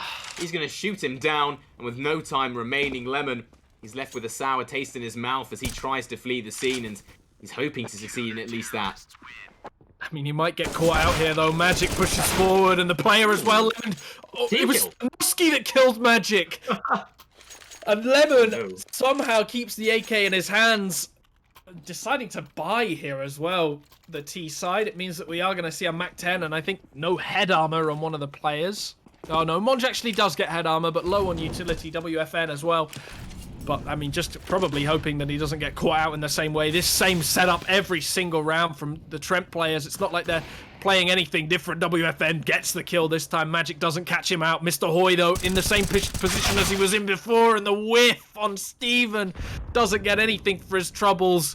Stanoski as well loses 50 HP to an 8 as he starts to push through the smoke in towards long, and short pipe as well. The UWEC stacks taking B control at the same time, and where the bomb is, it means that Stanoski can actually be a linchpin in all of this one. Catches one out, Docs as well, gets the kill on Zako, but doesn't quite get another one. 1 bullet away from death, Docs as well. Crit also only on 22 HP. It means that Trent Thunder Diamond, while there are 3 of them alive, I mean, it's only going to take one of them to get 2 kills. Doc's 20 and 6 at the moment as well, anchoring towards the B bomb site and sort of giving up. Monj, unfortunately, gives his position away, and it doesn't matter how low the players are going to be if they're going to get peeked into like that.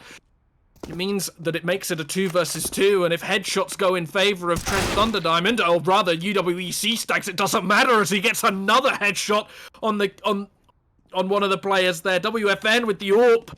It kills in one shot either way. I mean, the health advantage doesn't mean anything. 2 players pushing it from dumpster. He misses, and somehow UWEC Stags have won that one. Out of nowhere, Trent Thunder Diamond have thrown it. Yeah, that was a hell of a roller coaster of a round, right? That's tying my tongue up, certainly. A push out of UWE, that was fantastic. Nice play there, but a bit of an overextension, peeking WFN there, right? And well, that should have been Trent Thunder's round. 3v2, you've got the HP advantage, but apparently it isn't. They just let it slip from their grasp, and now they're in a slightly worse buy. They're looking for a B rush, and they will not find one, not here at least. Not at B, as Docs and Stanoski lock it down. Mr. High goes for a bit of too much of an eager play, trying to push through, and does get shut down. Magic holding down connector will get a bit of a tray frag on it. Puts it back into a 4-on-2. Lemon and Whiffin, they find nothing as well as they do both get picked apart. 10-5 half. I mean, that explains the force, I guess, is it's not a bad half from either team, really. Trent certainly could have taken more, and they certainly should have taken more, but unfortunately, that's sometimes how the game plays out. Yeah, 10-5, it leaves it open. I think yeah, Trent probably feeling like it maybe should have been closer to 8-7 or 9-6 than what we saw. I mean, a couple of rounds that they definitely should have won, and I think those are going to be the difference maker in this one. Stanowski as well, picking up the smoke and the flashbang, and Steven on the side of Trent Thunderdime, and the one tasked with the kit, as we see a classic 3-2 split, actually a 4-1 split, as the UWEC Stags push forward pretty aggressively here. WFN stuck between a rock and a hard place as players start pushing forward, and Magic gets the headshot to kill him, but only trading 1-for-1, and is going to give away his position in the process. It means that actually Docs, as he starts pushing down in his lurk all alone in towards Monster, will actually, maybe, if I see that right, in towards Connector, is going to prompt the C-Stags players to start pushing down Connector. Maybe not. It sounds like they just opened the door, and will be maybe trying to play this one a little bit slower than what I was thinking. The 1-for-1 trade does favour the T-sides, of course, and it favours them even more when Docs gets that headshot like that. Lemon, though, with that one-shot potential of the USPS, and I mean, this forces a push onto the A-bomb site from the UWEC Stags. They're going to completely free one as well. They can plant, and they can back away. The smoke going down on towards Dumpster as well, coming in useful for Stanowski, playing that one from, I think, towards Long. He actually threw that one from. The plant going through, and Monge misses an easy kill on towards the player in behind. Stanowski comes out of nowhere and gets the kill. It means that Steven, well, they're stuck on top of his teammate's head. At least they've got the kit in favour, but 3 players playing from range, it's not going to be easy for them, as Mr. Hoy gets a headshot, and Steven, once again, pincered from both long and short. The C-Stags pick up the first round on the pistol round. It means they can pull out a throw by, and I don't know what this means for the CTs, whether they're going to force into this one or just play it smart, keep it eco, and well, play for the $2,900 M4A1S. I guess they're not. They are going for a full force and probably going to play around short B and Connector, you'd imagine. It's a hell of a round from the UWEC Stags, right? That play was just, it was fantastic, and well, they will take charge. And I think one thing, sort of note, the kill differential between the players, Docs and Crit just so high up, and specifically Docs, right? He's just absolutely phenomenal. 23 kills. Next to Ice is Magic and Crit on 11 kills each. And then Stanowski and Mr. Hoy both on 8 and 9, respectively. So on the CT side, that's more different, well, more difficult, I believe, or I feel, to carry. Whereas on the T side, you can just have Docs entering the site and killing everyone, right? And that's going to be a very difficult challenge for Trent Thunder to shut down. And WFN, well, he's not getting any luck at all today. He has the Deagle in hand, but not for long. Crit will shut him down with the Mac 10, and with this sort of play, with this weapon, you can just jump around, you can be mobile, you can be dexterous, just bouncing from angle to angle. That's exactly what Stanowski does, and he's looking to push into B actually by himself, and he may find a bit of a shot, because 2 players are up close here, Steven and Monge, but if Monge is dropped, Steven is too. He's completely blinded, eventually finished off, trying to just flee for his life, but it won't work out, leaving Lemon in a 1v4, and he only gets the tag off. Now they know exactly where he is. He's going to have some find some very sharp and crisp shots, and he can't find anything at all.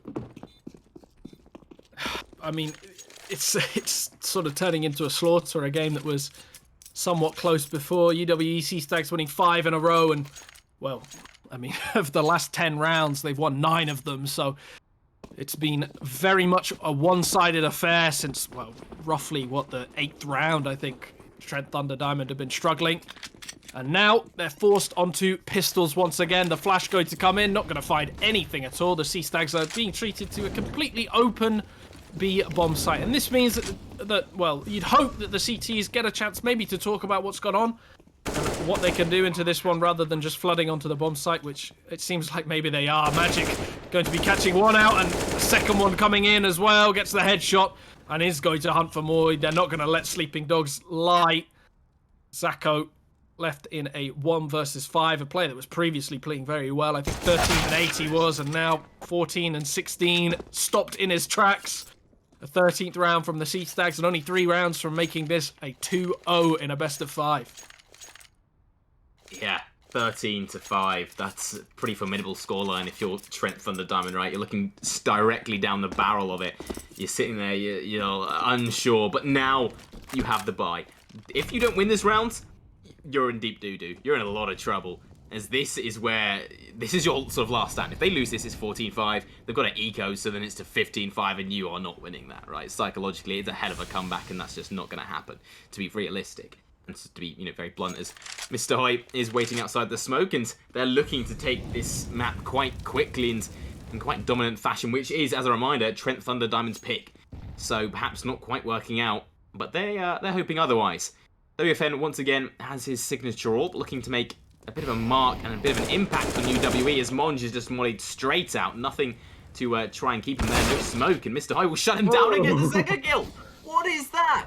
Instant trade from Steven, but that's the headshot. It's so sharp, so quick, completely just ruins Lemon. And that does get UWE man advantage in the round, which I guess shouldn't have, but it somehow was. Mr. Hoy, despite not having too many frags, he's certainly still kicking. Yeah, pretty incredible to get that kill, but they are going to be going towards A, and I think that's going to catch the CTs out, as they've got 2 players posted towards B, albeit one in heaven at the moment. Magic and Stanoski leading the charge. Actually, no, he's playing it towards bank. They are ready towards A, and it means these mollies are going to push WFN out. Stanoski misses the player in towards bank, but does get the kill on the other player on truck. WFN gives away his position, though, and Crit will rip off his head. Steven left in a 1 versus 3. It's going to be difficult for him. It's going to be impossible for him without a head left to see anywhere, as C-Stags pick up the 14th. Getting close to match point now, and well, unless Trent Thunder Diamond pulls something incredible out the bag, this is looking a lot more like Nuke yesterday than it will like Mirage on the UWE C-Stags comeback. That smoke going to be doing Monster as well, I believe, with that one. And the C-Stags left with fantastic weaponry compared to an MP9, 2 FAMASs, and then 2 M4s with absolutely no utility. It really isn't the best. Well, another thing to note is no kit. So they will have to certainly make some sort of consolidation, some sort of consolation, some sort of a play to make it work as a counter to it. And they are going for quite a bit of aggression, as you do see WFN pushing all the way through, getting an early kill and looking for more. He will get 2 more. That should not happen, but it does. Stanoski and Docs both go down to successive headshots from WFN, and even if they are down 14-5, they get a 4th and win a round flawlessly. That is unbelievable from WFN. We've said how good he's been, and he's just continuing to show it. Even if his team aren't quite keeping up with him, he is just on fire. More than on fire, I would say. He's the one player that's keeping them in this game in these latter rounds. Zako and Monge were 2 that really stood out on the CT side, but WFN showing what he's worth as a player, even when they're losing rounds at the moment, and, well, can single-handedly win them pretty much. WFN might catch Stanoski out as well as he starts pushing in, but Mr. Hoy getting a headshot on towards Steven on the B-bomb site. That boost, not going to do anything, but here we go. WFN is going to push him behind on the T side, but might get caught out by Stanoski. You can see it on your map up at the top left. Oh no, Stanoski decides to go in towards mid, and now it means that UWE C-Stags are on the other end of it. They're going to get caught from behind by Zako. WFN lining up on these players, gets 1, but a little bit too slow on the trigger to get 2. Monge hiding in towards short actually pushes back down, which somewhat, I mean, it kind of makes his position a little bit more seeable. WFN still going to get the kill on Crit, though. Stanoski now comes in with his lurk, finally. Gets 1, can't get a second. And then, well, it's all Trent Thunder Diamond from here. The players managing to just peel their way through the UWE C-Stags defense, pulling them apart like an orange. And, well, 14-7 now rather than the 14-5 that we were seeing before. And I think we said that it was pretty much impossible for them to bring it back to 15-15 or 16-14. But they're showing us otherwise as they win 2 in a row and look set to win a 3rd if they do manage to take down these Deagles, which have been somewhat formidable for the C-Stags so far. Yeah, they're very, very troublesome to deal with. These Deagles, we saw on all these players just getting some lovely, crisp and sharp headshots, just taking players down. And they've got to be hitting shots like that, WFN, and he does hit the follow-up as he's playing very dangerously close on this side. Zako has his back, luckily, but they're trying to take chunks out of him, and he's not letting them. He's fighting back. He'll get 3 kills, looking to find the final player, that is Docs. Now they're aware that he's here. They're looking to push him, and this is getting quite awkward as WFN will get a bit too eager. He will get taken down, but the AWP saved by Monge, who will find the final kill, 14-8. looking a lot better. And yes, as you said, Trent Thunder Diamonds, well, they're making me eat my words. I was just shouting absolute nonsense. I thought it'd be an ego after that, but they win, and now they're back to winning ways and feeling very confident. So if they keep up this pace, they certainly can take it. But again, it's versus a gun round, and this is going to be a challenge. It's always a challenge versus UWE. I mean, yeah, no better way to put it than always a challenge versus UWE. I mean, they've won Newell 4 times for a reason. They are just that good. I mean, and well, looking at the lineup, it's only been improvements since then. I mean, Mr. Hoy, Docs, both of these players are absolutely superb. Docs, especially in this game, has been somewhat of a hard carry for Trent Thunder Diamond. 22 and 17 so far. Not quite as high as his 20 and, what, I think it was 20 and 6 we saw before, but he has been doing bits for them, and I think that's maybe some of the difference so far, as Lemon rips off the head of Mr. Hoy. Maybe gets a little bit too aggressive, but pulls out just in time. And Docs, mollied off, means that he can't push up those stairs, but it also means that he's stuck in a position that makes it very difficult for Lemon to really disappear at all. It doesn't matter, though. He gets one and is going to spray through the door for a second.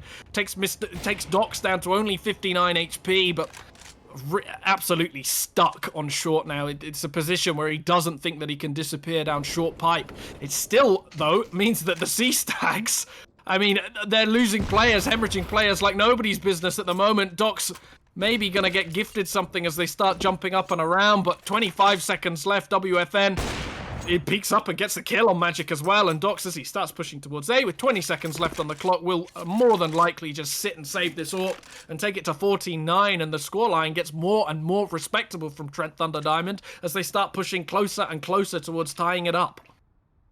It's irrespectable, but more appropriate for them to win, right? It's only a 5-round difference.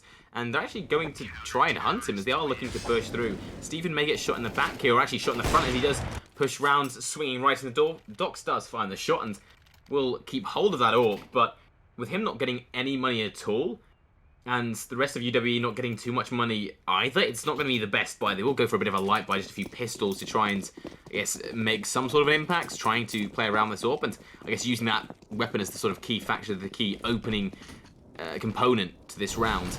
And it's going to be interesting to see how they do adapt to that. Oh, sorry? He might get caught out here. The players are going to be pushing in fast with these pistols. The nade, well, the flash is not going to do anything. Stopped by the door.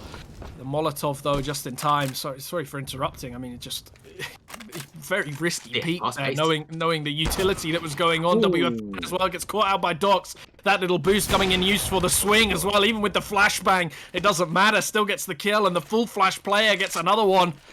A 4 versus 3, the weaponry in favor of Trent Thunder Diamond, but quickly picking up weapons. I mean, Mr. Hoy on an AWP as well. It's only Magic left on a Deagle, and the well, now Mr. Hoy only left on a Tech 9 as Magic picks up the AWP. The dedicated AWPer for this side, I believe, as well as Docs, both of them sort of flipping between it at the moment. Crit searching for a kill on towards the stairs player. Not going to get anything, though. I think maybe you can see his hand there just a little bit. I can't quite tell because my crosshair is absolutely terrible, but Zacho just hiding away in towards Auto, and well, here we go. The smokes start raining in. The 3 players start pushing in from short, and now it becomes a battle for the site. Zacho starts peeking in and around the back, and the AWPs miss, but Crit gets 2 with the M4, and this means that Monge left in a 1 versus 2 now. Crit at least manages to get something for his troubles as the bomb starts going down on Optimus. This might mean that Monge can spray through. Doesn't matter, though. Docs gets the kill with the AWP, and you think that maybe the whiffs from Magic and Mr. Hoy meant that the bomb site was somewhat opened for Trent Thunder Diamond. They might be able to get something from it, but stopped in their tracks. UWEC Stags get onto map point. It means that if they do win this next one, they will be 2-0 up in a best-of-5 final. It's something that Trent Thunder Diamond definitely do not want, because this is their pick. This is their pick. Don't forget that one. As WFN takes a little bit of nade damage in towards mid, gets flashed away, and has to run out here, but Crit spots him out with that little cheeky boost, and the smokes and the Molotovs as well, expending a lot of utility early, but it still means that Trent Thunder Diamond have to give up a hell of a lot of map control. And Crit's actually taking it. They're not just giving it up and thinking, oh, okay, Crit's taking that back. As soon as Trent Thunder Diamond have left that, he's walking straight through that smoke, and he's got players behind him, and they're ready to just execute straight off the back of this, right? Snosky clearing out toilets, clearing out long, and soon to come into contact with WFN, and he's got to hit this shot. As Dox is actually somewhat aware of it, and he will peek into the angle. Can't get the shot off, but whiffing can. Look at that. No whiffs here today as he gets 2 kills, locking down long. Crit trying to lock down A site instead. He's aware that they could be there. He's aware of a player in bank. Steven just running straight to his demise.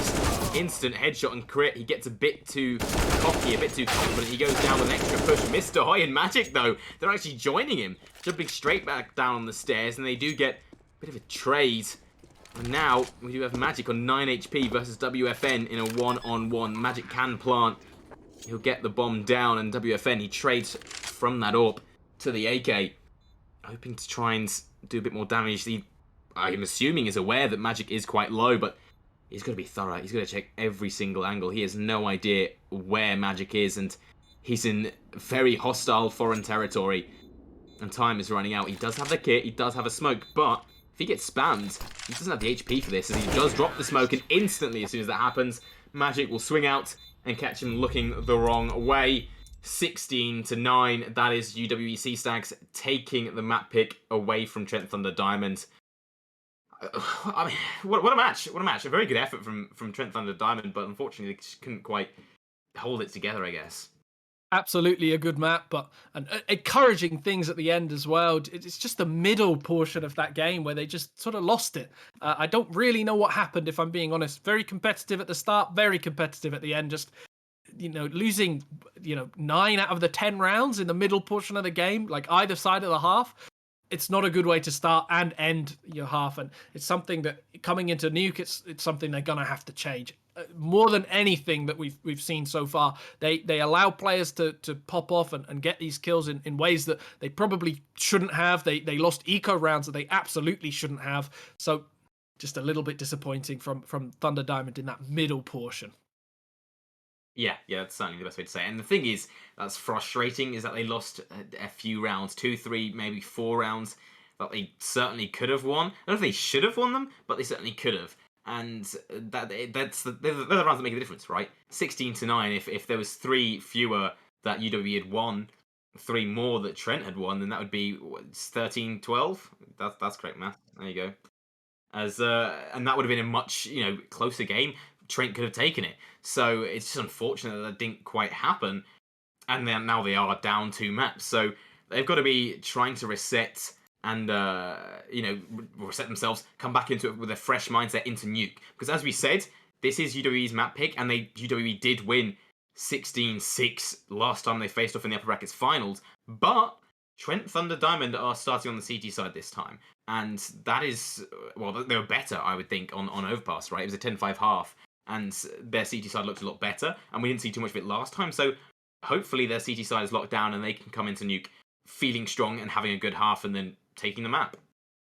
Yeah, promising things for sure that we saw definitely on the CT side, and that's exactly when they're going to start on Nuke. And speaking about Nuke is going to be, of course, our next map at a best-of-5 final. It's where UWEC Stags can take this one, or it's where Trent Thunder Diamond can mount their comeback. So we will be right back with that one after a short break and a message from our sponsors as well. So thank you very much for joining. We'll be back in about 5 minutes.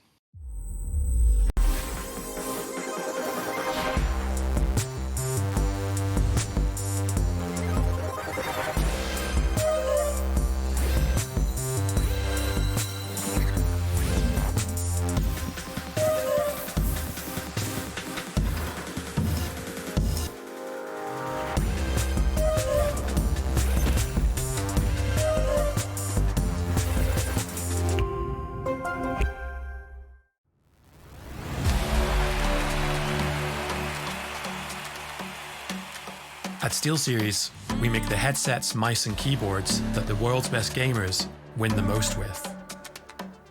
And we've been doing it since way back. Due to continued innovation and product development with leading professional gamers around the world, SteelSeries is the #1 brand for professional gaming gear. Congratulations, Fu wins it. The Na'Vi to take the grand final 3-1. A lot's changed since then, but one thing always stays the same. winning.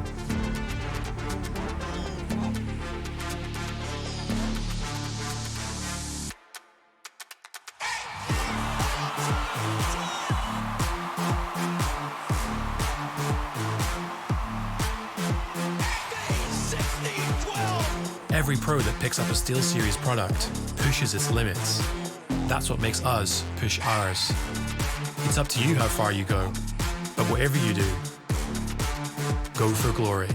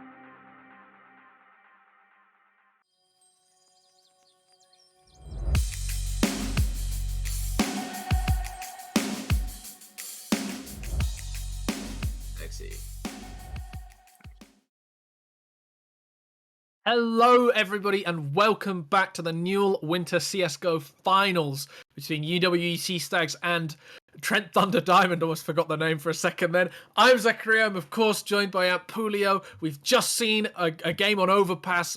UWEC Stags, of course, won it. Thoughts coming into the next map? It may well be the last one.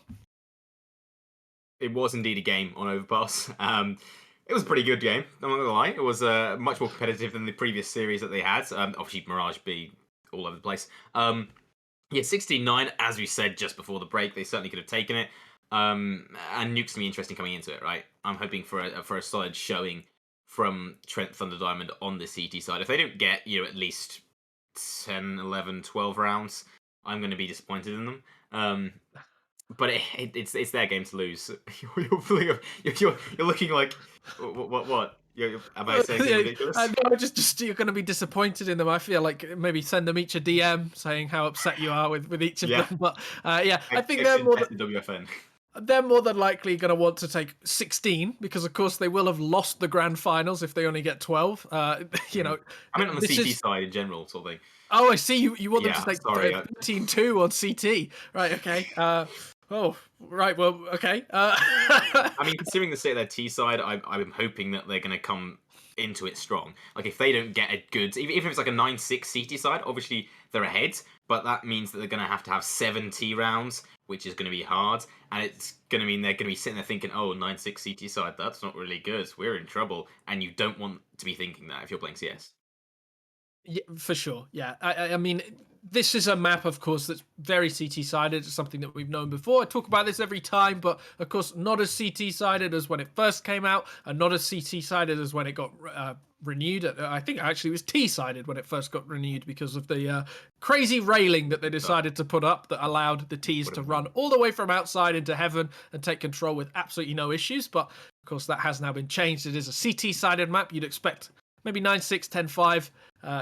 Not the same sort of 13-2 of the past. But, maybe we might see a 13-2 from Trent Thunder Diamond. It's something that we didn't see from them so much last week. Of course, this was UWE's pick last week. So they were the ones that got UWE's CT side last week, rather. It was Trent's pick last week. So it means that, of course, now that we've seen a role reversal, we've seen it switched around a bit. Right, yeah. It means that we're going to see something a little bit different, hopefully, on this one. We're going to see something a little bit more interesting, a little bit more open, and hopefully something where Trent Thunder Diamond allow us to see the next maps that we got coming up, because I really want to see the other maps. I really want to see Inferno. I really want to see Mirage. I want to see what changes on those ones, especially Mirage. I mean, something that was so close last time. I think it'd be such a shame to miss out on Mirage if UWC Stags win this one. So if the players are watching this in between the games, if you can let us go to Mirage, that'd be fantastic, just because I want to see what happens. Are you asking UWE to throw? I'm asking Trent to do as best as they can. I'm asking them to wipe. Yeah. yeah. I mean, yeah, that would be very interesting to watch, right? Mirage was fantastic last time, so hopefully we can get to that again if Trent do put up a stellar performance. And then Inferno, we've not seen that yet, so that could be very fun. But we do get into it straight away. And one thing I was going to say in the pregame, but we're already into the pistol, was Dox, right? He was fantastic on the previous map. He was 30 for 10, maybe a bit more in the end. So UWE, well, they're going to be relying on him to get those injuries, and Trent needs to shut him down. And that is going to be a very crucial factor coming straight into this map if Dox is alive and very well. As we do get into the pistol, and as we said, it is UWE on the C side, and they're looking to go around straight down to Secret. Steven kicks off 1 kill already, taking down Mr. Hoy, and Crit will get a trade back as he charged straight down into B. As WFN, he's sitting here and waiting and poised to try and shut this down. He does have a bit of support from the players at ramp as he does get challenged by Dox and shuts him down, and they're challenging him one at a time. He's going to take this fight with glee. Bomb dropped as well. He's going to stay alive, swinging back out for the 3rd kill. Magic eventually shutting him down, leaving Magic in a 1v2. He's got 2 kills so far. He's got the P250, he's got the armor, he's pushing ramp for the kill, takes down Zacko, and Lemon's now here, and Lemon in the 1v1 trying to land the shots. Magic has to reload, and Lemon readjusting the position. He'll actually fall back entirely, giving up the site, and that will let Magic get a bit more space, a bit more breathing room, and allow him to actually plant safely behind the silo. A smart play from him, and fantastic effort from WFN, but Magic putting in a big effort of his own to try and take this round. Lemon charging him, or waiting for him to peek out, not yet charging. Jumps up, trying to get the fake, and Magic, he's not falling for it at all, just dancing around the silo. Bullets are running out, and eventually, time will run out for Magic as Lemon finds the headshot, and he'll find the defuse too, as Trent pick up a much-needed pistol round win in shaky fashion, but, well, it's a win. It's a win, and that's what counts. A win is a win, and Well, it comes from one of the players that, you highlighted the ones that did well last game, but Lemon, a player that struggled a little bit, as well as, of course, on the UWE side. I think Stanovsky and Mr. Hoy didn't do quite as well. I mean, all the players on UWE did pretty impressively, but those three players specifically, I think, are the three that are going to be sort of important to mounting a challenge into this one, especially Lemon, if he does continue on that front and does manage to win a couple more clutches and get those important rounds.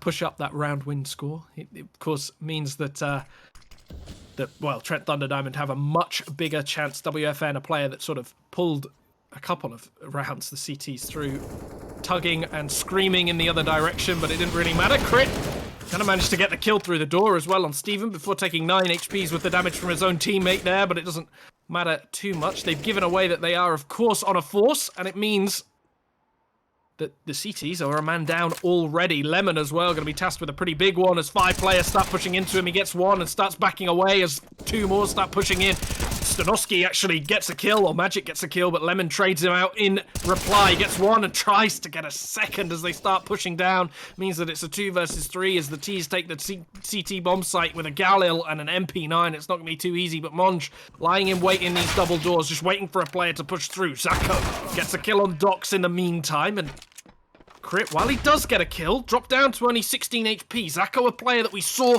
pretty impressive early on in the CT side. Well, for Trent Thunder Diamond, fires the nade in and gets one in the name of Crit, but he's not ready for the second one. Magic actually whiffs here. Zako gets the kill, and Magic, when he's left in a 1 versus 1 again, can't get the kill. It means that Trent Thunder Diamond, with absolutely no right to, managed to double up. And the Sea Stags gonna be wondering how they didn't win that one. Yeah, Magic's gonna be smacking his desk with that one, right? He didn't have... Magic knew exactly where the CT player was. He saw him, turned around, started spraying, just couldn't hit it. You lose the fight, you lose the round, and the force doesn't quite work out. And it was a nice force, obviously, getting the plant once again and taking down 4 of the CT players. It's always, as best as it can be with a loss, right? A round loss, but it's a pretty positive round loss. As he takes pistols and charge straight into A. 2 kills instantly. Mr. Hoy and Docs clearing out the site. That's an AK and an MP9 found. And nothing Trent Thunder Diamond can do to stop the plant. Monge will run out of bullets and he'll try to flee the scene very awkwardly, and Mr. Hoy will chase him down. And he will not escape today as the headshot finishes him off. Another dink coming out as well, but the long distance will not, net him a kill.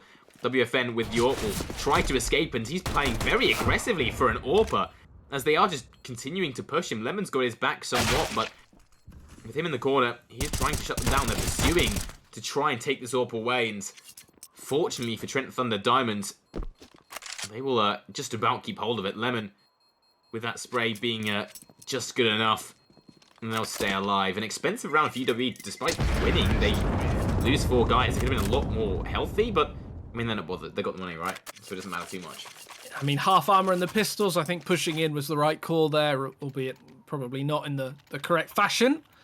They do get the round, and I mean, when the players picked up the AWP like that, the A bomb site is not an easy one to retake. I mean, it's why generally the CTs will play 3 players towards that position, and then 1 player holding all of outside and another one towards ramp, with, of course, a player in, one of the players on A able to quickly rotate around them. I mean, it's one of the most versatile maps. It's one where you have to be the most versatile on because of this consistent movement. But with that AWP in towards ramp, it means that A bomb site pretty much taken. Steven manages to miss Mr. Hoy pushing out here, and it means that Mr. Hoy able to just sneak down those vents. And I think, is there a player in towards... Is that back... I think that's either back garage or secret there. I think probably back garage for Monge. As Lemon, well, almost mollied out there, but the molly misses, and it means that as he repositions here, he gets one. Stanovsky, though, gets a kill in his favor, and Docs gets a kill on WFN in return. Mr. Hoy as well, getting another one. That push down vents coming in very useful in that position. It means that the 2 players on on Trent Thunder Diamond are in towards the A bomb site at the moment, nowhere near B. And, well, I was about to say that there's no chance for them, but Monj picks up a headshot on Stanoski pretty early on. A 2 versus 3 now in his favor. Zako more than likely going to be rotating in towards Hell just to pick up the AK at the moment. Yeah, actually, the AK is getting thrown his way. Zako actually does manage to get a kill in the meantime as well. The UWEC Stags still pushing in for those kills round after round. They don't care at the moment. They're still pushing forward. And Zako just playing in the same position that Monj was in before, going to try and save this AK-47, but UWEC Stags at this point probably shouldn't keep pushing in. I mean, their money is not good enough in the slightest. Monj gives away his position though. Crit might well go for something a little bit more, losing about half of his health in damage though, and going to be facing into an opponent, but just enough time to get away with that one. I mean, his gun was pretty much drained on his head. Trent Thunder Diamond losing out once again. It means that the round score is tied up early on. They are going to force into this one as well, but the Sea Stags also putting themselves pretty aggressively into this one. They got full utility, they've got full nades, and they are ready to take this one on as Mr. Hoy once again pushes down into vents very early on, and that I don't think they've managed to hear. So WFN once again is stuck sort of in a bit of a rubbish spot as Crit gets the kill on towards Monj as well. Very early on this round, Trent Thunder Diamond are a man down, and Lemon makes it a second one. Like I said, they weren't ready for that one as Mr. Hoy has managed to get down vents. Yeah, that's just a lack of hearing communication, right? He got down the vents, he opened the little door, just ran all the way out, and they had absolutely no idea that he'd got all the way to ramp.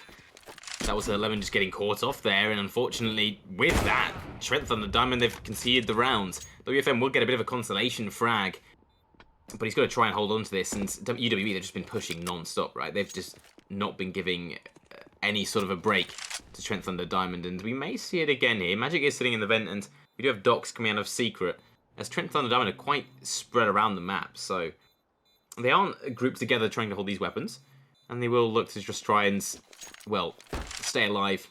No fights given, nothing eventful going on, not even exits, which is the smart call.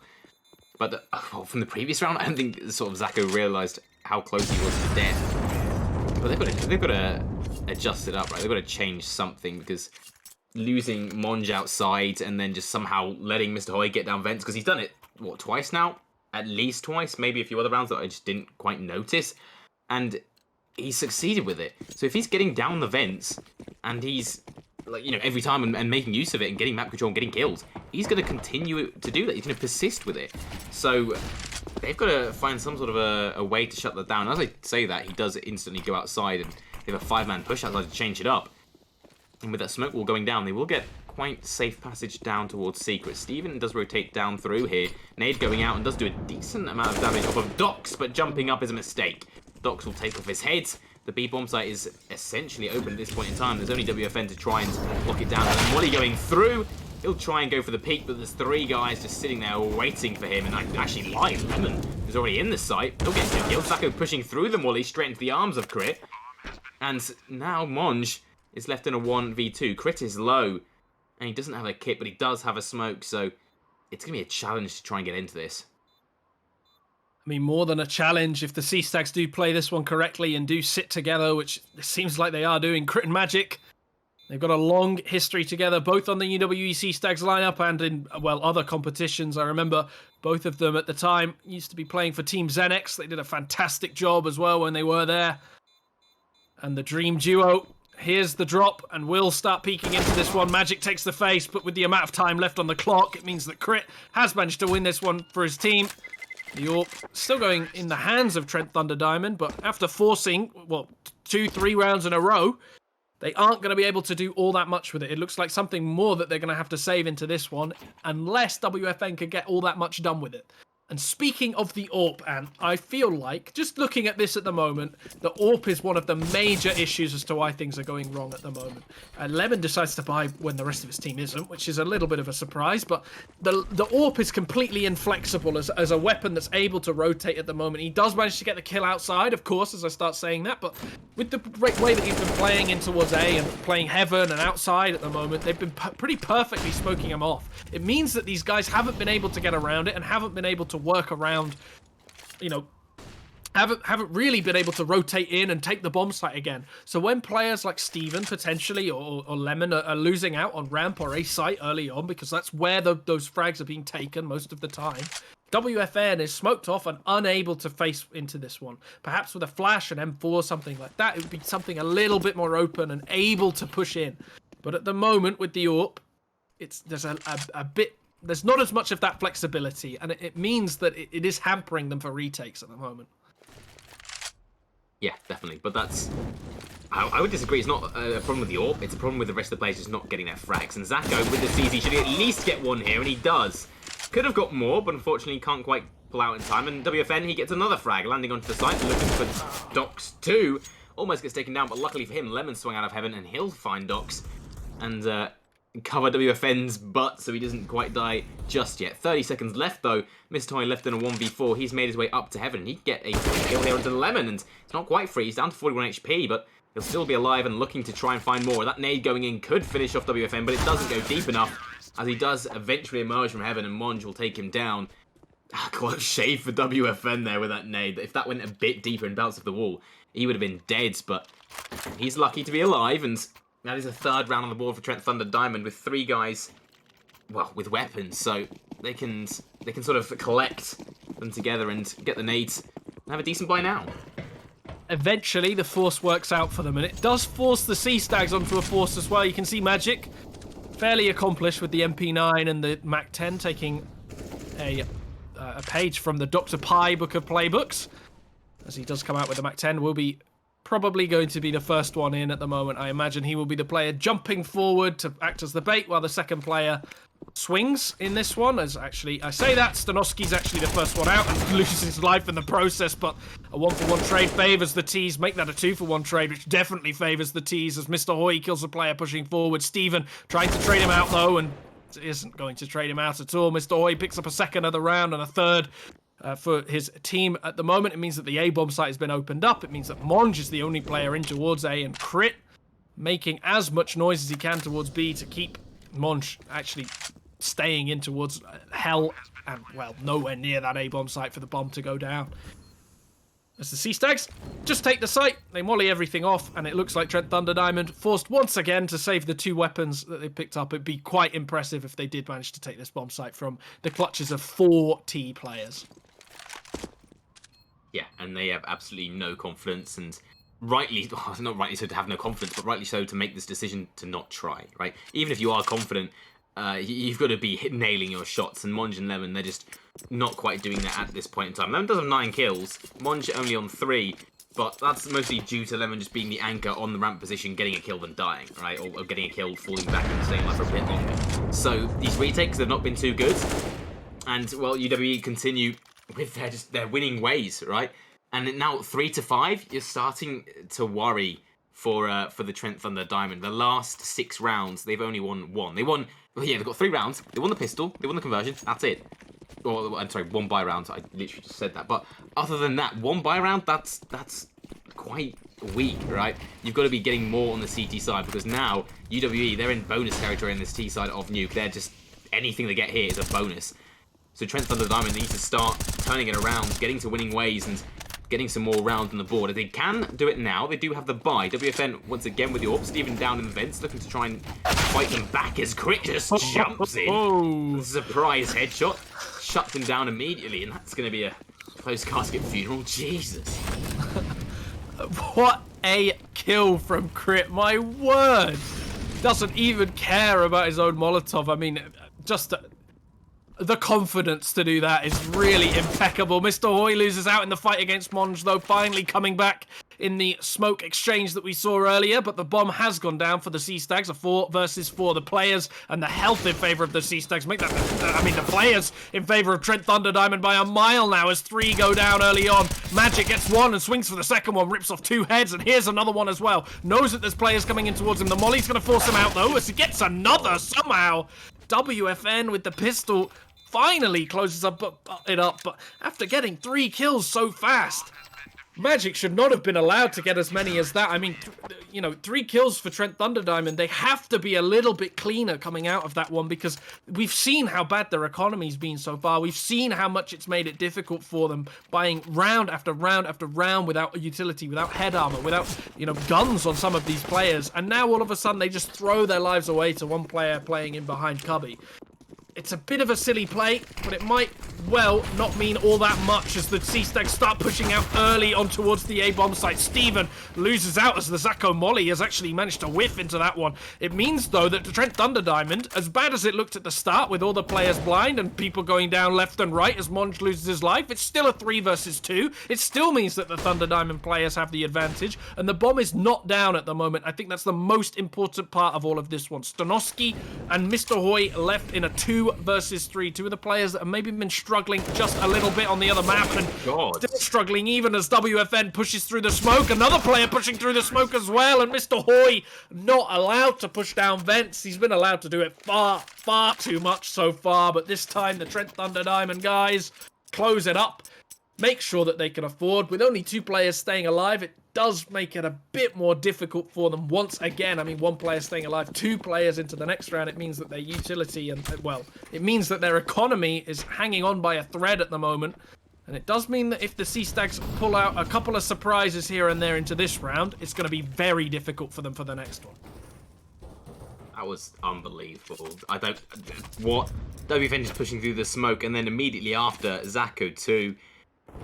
I don't know what these plays are, but apparently, and luckily for WFN, I mean, he makes it work, right? He gets that insane AWP shot and somehow stays alive, but not this round at least. He will get taken down by Stanovsky with a Glock of all things, and he'll be rewarded with an AWP. So that's going to be slightly problematic for Trent Thunderdiamond as they're now up against an AWP. Stanovsky not yet giving it to anyone else as all the rest of the players actually snuck around the rest of the map, and Crit is somehow round the back of Monj with no idea. Zacho realizing a bit too late, and he's trying to take the fight versus Dox, and Dox is just running around the air conditioning unit screaming for help, but no help arrives as he'll go down, but the A-bomb site has been opened. Steven, he'll actually push out, somehow gets a kill, and Stanovsky is just watching into heaven, but traded back by Crit, 2 on 2. Both players on the C side with armor, and both, or was both, now only 1 with armor. Lemon left in a 1v2. He's got the kit, he's got 1 flash, and he's got to find 2 players sitting around this A site. Magic's already at the back of it, and Crit is sitting directly at the door at Squeaky, and as soon as he opens it, Crit says hello, and he's the one who knocks as he shoots him directly in the face. And Crit, very, very smart play from him to just sit in behind the door. He knows that the player's not going to spam into it because it gives away his position early on.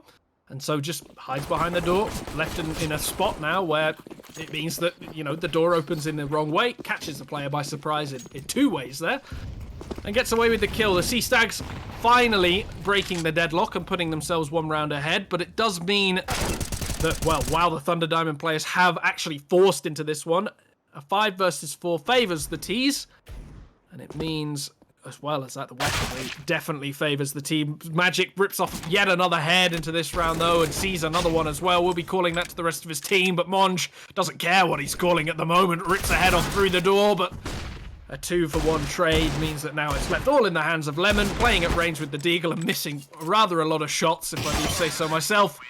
And doesn't even get a chance to fire off a shot in that one. 7-5 for the C-Stags, and, well, for a CT side, this isn't fantastic. Trent Thunderdiamond haven't really been able to get going so far. They're going to have to eco into this one. They did force in the last one. Maybe, actually, I hear that Zacho has bought a little bit and buying down to 2,000. WFN as well, buying down to 1,200. Doesn't put him in a fantastic spot. I imagine he's going to get a drop from Monj into the next one, but a fast push from the C-Stags in towards A site at the moment, but the bomb is actually left alone in towards lobby. Still manages to get 4, though, or 3, sorry. And now Monj is going to catch the player through the smoke, but Magic rips off his head once again, playing in towards Squeaky, and the UWC Stags have picked up the 8th round, which officially means that they have won the half, however these next 2 rounds go. Yeah, it's not a great turnout for Trent Thunderdiamond at this point in time. 5-8 on the CT side. They need these 2 final rounds. And this round, it's not looking the best. They do have the AWP on Monj this time rather than WFN. They don't have any kits and don't have a lot of util. Monj, he's the man outside with that AWP, trying to make use of it. And there's smokes yet to be thrown down. Eventually they are. They do land, and he will have to fall back. Spray trying to go through, and damage is done, but no kills. And this has been not too much of a problem, but it's certainly been there. It's certainly been present in that they've done damage, or Trent Thunder have done damage, but not quite found the kill. So they need to certainly finish that off. And WFN, perhaps he heard what you said, and the fact that the AWP is not so flexible. Now he's using the M4, and he's hoping to be a lot more flexible. He's sitting on the site, getting spammed down through the floor. Mr. Toy is the man to finish it off, as he just runs straight out and shoots him directly in the torso. And he will go down. And now the question is, well, do they go for this? There's 4 guys coming from ramp. And that's not great for one. 4 guys coming from one angle for a retake. And secondly, you've got basically minimal to no util and no kits. And as I'm saying this, I'm saying it for a reason, because they're thinking the exact same thing, and they will call off the retake attempt. They'll just go for exit. Steven's looking to go around and try to get some shots through secrets. Stanoski somehow kills Lemon at ramp, but Zako holding down the vent. He'll get a kill. And they look to try and save with these 3 weapons, and hopefully to mount a slightly better defense in the next round and the final round of the half. It's not been a great half so far for Trent Thunder Diamond at all, but there's a few players specifically that are standing out at the moment for all the wrong reasons, especially on that CT side. I mean, there's a couple that aren't doing the best for the C-Stags, but it doesn't really matter when you're 9-5 up on a CT-sided map. But, I mean, you have to ask. You know, you don't like to look at the players that are doing the worst, but you do have to ask, where's Steven in all of this? I mean, at the moment, only 2-11 and not really doing all that much better allows a player, once again, Mr. Hoy down vents very early on, opening the door as well. And that should be heard. I mean, they should know that that's there. Lemon hiding in the corner should get what doesn't get one. Somehow, Magic gets the kill. Stanoski staying alive by the skin of his teeth. Mr. Hoy swinging around the corner, his position not going perfectly. Monge does still get the kill through the wall on Stanoski in return, though, since the HP was so low on that player. And Steven, once again, is backed away with that smoke. It means that WFN is allowed to get Mr. Hoy, but Steven, assuming that it's all clear, pushed away by Docs, gets the kill. And now it's all on the shoulders of WFN, the player with the AWP, the player that I said it was not easy to retake with, is now left really struggling. That's Flash not going to do anything either. It means that the round goes 10-5 in the favor of the C-Stags, and after a 5-5 half, Trent Thunder Diamond can be nothing but disappointed with that one. Yeah, that is essentially disappointment, right? We didn't see a lot of their CT side. Now we do, and it's not the best. So they're going to have a very dramatic entrance on this T side if they want to make any sort of an impact on this in this grand final, right? If not, it's going to be a 3-0 sweep, and it's looking to be that way. UWE, they need 6 rounds to take it. And also, just to clarify, we've been saying Steven, that is Blackbird on the stream. I think he's been muted for apparently excessive toxicity in matchmaking. So we've undone that. So that's why it's Steven. But Blackbird to everyone else. And, well, he's hoping or needing to have an impact in this game if he wants Trent Thunders to bring it back and have a chance and have an extra life in this grand final. As Trent Thunder have taken this B-bomb site, smoke going down at the door, Lemon will find an opening kill eventually as the bomb is being planted.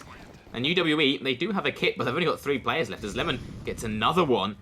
Molly going to ramp, and Mr. Hoy finds Lemon back. Nice headshot, and looking for more as they're just completely vulnerable, but Monge eventually turns around to shut it down. Stanoski trying to find an opening. They'll only get 1 kill as Monge and Zako clear it up 6-10. A must-win pistol, or essentially a really important pistol, is picked up by Trent Thunder Diamond. I mean, they lose that one, and, well, it pretty much looks like all she wrote for the T's at the moment. I mean, they're not really, they hadn't shown until this point much sort of, I don't know, drive to win at the time. They'd been giving up the A-bomb site, the B-bomb site, round in, round out, but Lemon losing half of his HP early on to this scout, and Ethan as well losing as well, another 70. So it means that while the Thunder Diamond players did win the last one, they've taken quite a lot of damage, and, well, Mr. Hoy makes it even more damage with a headshot through WFN through the smoke, spamming through. I mean, you have to know better than that one to be facing into pretty much nothing. I mean, just firing at tracers, you need to take that fight at a much different time. I'm not quite sure why WFN has even tried that one, but now the Sea Stags look somewhat the better side. That Nade getting dropped as well to Mr. Hoy. He has the smoke grenade, which means he's going to smoke in towards Squeaky, something that was recently added in this game. Well, I say recently, probably about 6 months ago now, but I think with the update, actually, wasn't it? But either way, it's something that's been around for a long time. As Trent Thunder Diamonds start plowing their way outside, Zacho trying to sneak out onto the site. It doesn't matter. 2 players that were tagged early on in the round are all that's left for the C's at the moment. And with players peeking them from left and right, they know exactly where they are.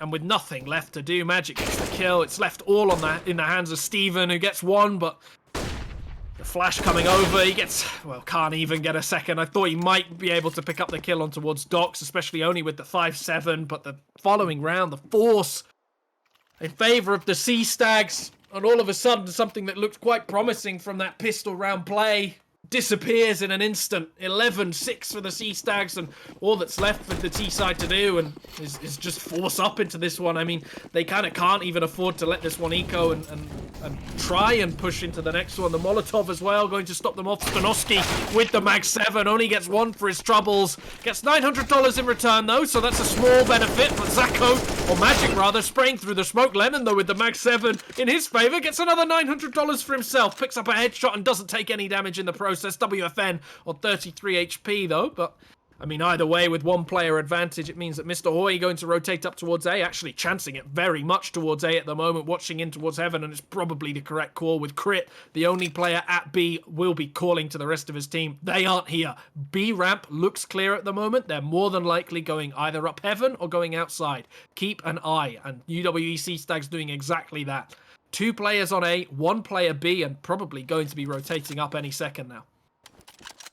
Really could be any team's round at this point in time, as Mr. Hoy does find a kill onto Lemon, swing out of main, and now they know roughly where he is. He's trying to take the fight versus Zacho. Nade will go out, and it won't finish either player off. So close, but no cigar. Smoke going in main, and they're looking to push into this site. Both players are waiting here on the site, and both are quite low as Steven swings out of the door. He'll only get 1 kill, and both players on site just go down with nothing to show for it. And it's a fantastic retake from UWE. Trent Thunder Diamond having as you said, a very promising start and a very promising round, but it somewhat falls apart, and UWE get to their 12th round, 4 away from taking it in a very dominant series. And yeah, as people have said in the chat, you know, commiserations to, not commiserations, it's not over yet, but a fantastic effort from Trent Thunder Diamonds throughout this series, and they are consistently trying. They're not giving up yet. They're 12-6 down, and they're 2 maps down. Yet they're still fighting for this, and those previous 2 rounds have been ridiculously close, and even this round it still could be. Deagles, they're always a threat. I mean, correct. The Deagles, something that was nerfed at some point. I mean, lost its you know, that killing blow. The 2 shot to the body was something that was spoken about all the time. Now it's 3 or 4, which of course makes it a little bit more balanced, but with the Deagle headshots, that doesn't matter at all. Steven ripping off the head of Crit, and it means that Magic left between a rock and a hard place as Steven continues this push on towards the site. Lemon actually picking up yet another headshot. 20 HP left on the player though as Doc starts spraying through into Mini. But Steven doesn't care how much HP his teammates have. He gets the kill onto Stanoski, and it means that Doc's left in a 1 versus 4. And this force buy, I mean, not even a force buy, they're just pistols. Not a single one of them have armor at the moment. It's, well, only Zacho, but Doc's somehow picks up 3. Zacho as well. He's not in a perfect place to stop it off. I don't understand how Docs is able to get those kills with so much efficacy. Nobody stopping him in the slightest. And now with 3 kills to his name and 100 HP, well, close enough, only 88 HP on him, it means with 30 seconds left on the clock, the favor swings to the Sea Stags. Zacho, the one thing he has going for him is that Docs doesn't know where he's coming from, and if he looks away at an inopportune time, it won't matter. That's 4 HP. Does not look away at an inopportune time, and like I said, the Deagle of old would have been able to do a little bit more in that scenario, but taking him down to 4 HP. He stays alive. And now 3 rounds away from the end of this series and winning the best of 5 finals in the UWEC Stags' favour.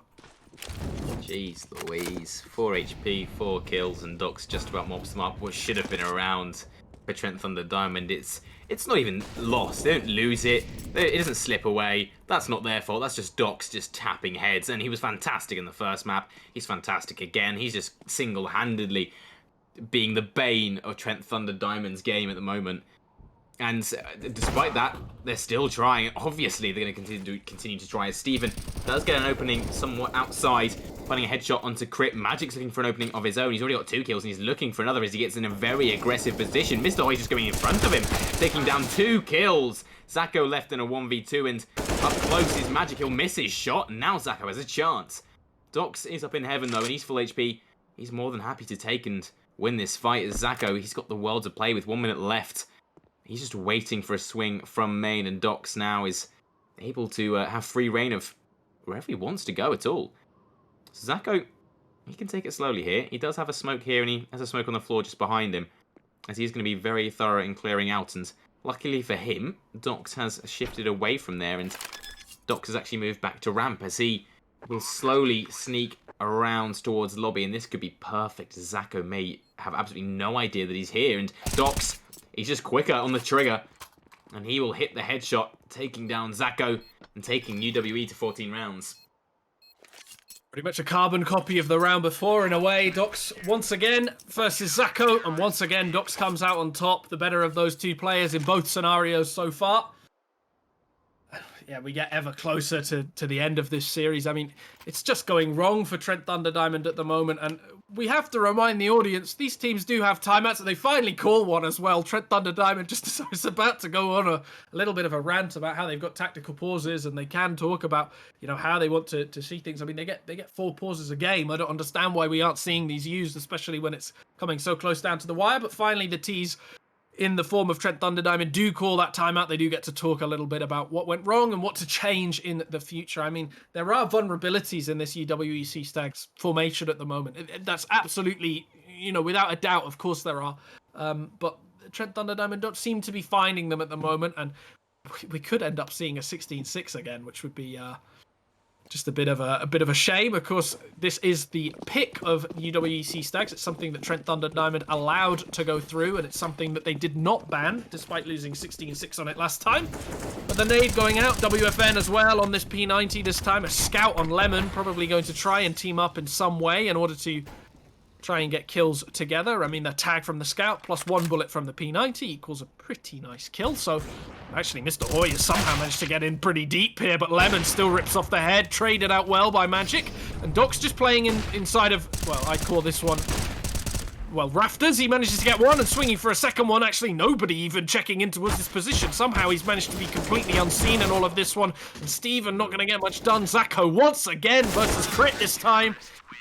And this time, Crit, taking the place of Docs, wins the round out, picks up the AUE for his teammate, and we go to match and map point, as well as series point as well. And final point, it's all the points at the moment. Trent Thunder Diamond, 9 rounds down and need to win 9 in a row with P90s. A 5 P90 rush probably going to come out from Trent Thunder Diamond this time. They realise that it's probably all hopeless, but, you know, hoping for something on all of this one as Crit, facing out against 3 players in front of him, manages to get 1 and headshot a second, but Steven does end up getting that kill. Magic gets the kill on Lemon in response and gets a second as well, and a third. And that's all she wrote here. 16-6, a carbon copy of what happened last week for C-Stags versus Trent Thunder Diamond. But this time, your Newell Winter CSGO champions are the UWEC Stags. Yeah, that is all she wrote indeed. 16-6, the exact same result, except this time, I mean, the sides were switched, but I guess it didn't matter, as UWE just, in the end, they took it. And commiserations, I said it halfway through, but obviously just jibber jabber. Commiserations to Trent Thunder Diamond. You know, they were a fantastic team, and they certainly could have taken it back. And the veto, you know, it went quite well, I think. And yeah, you know, Overpass was competitive. This one, quite a few crucial rounds that they lost, but they could have won. And it's unfortunate, but again, they got to the finals. As people have said, they've gotten all the way to the finals. They've beaten so many other brilliant teams to get here, so they are still a fantastic team. It's just unfortunate that UWC Stags, they're just, they're untouchable, really, aren't they? They're just so fantastic. They've got brilliant individual players. They've got fantastic chemistry. They've very much practiced their strats all together, and that cohesion is just seen here in this space night. I mean, you know, Trent Thunder Diamond, as they played fantastically. And there's something to note that UWC Stags, this is their 5th Newell Championship, right? They're a team that's been in and around the top for some time, and I think they're sort of coming to the end of their reign now. I don't think that they've got many years left at university. I know that Magic and Crit have been around for what feels like forever at the moment, and the Trent Thunder Diamond players, a lot of them are in their first year. So this is sort of the start of something fantastic for them. I'm sure we're going to see them, coming into the spring, the spring Newell season. I'm sure they're going to be again up there, and going into future years as well. When we start looking a few seasons of Newell ahead, I think Trent Thunder Diamond definitely one to watch for the future. WFN, a fantastic player. Zacho as well, put in incredible work. Lemon as well. You saw him come alive on Nuke there. They lost it 16-6. They lost 3-0 in the bracket, but they made themselves proud for sure. Oh, definitely. They've made themselves proud.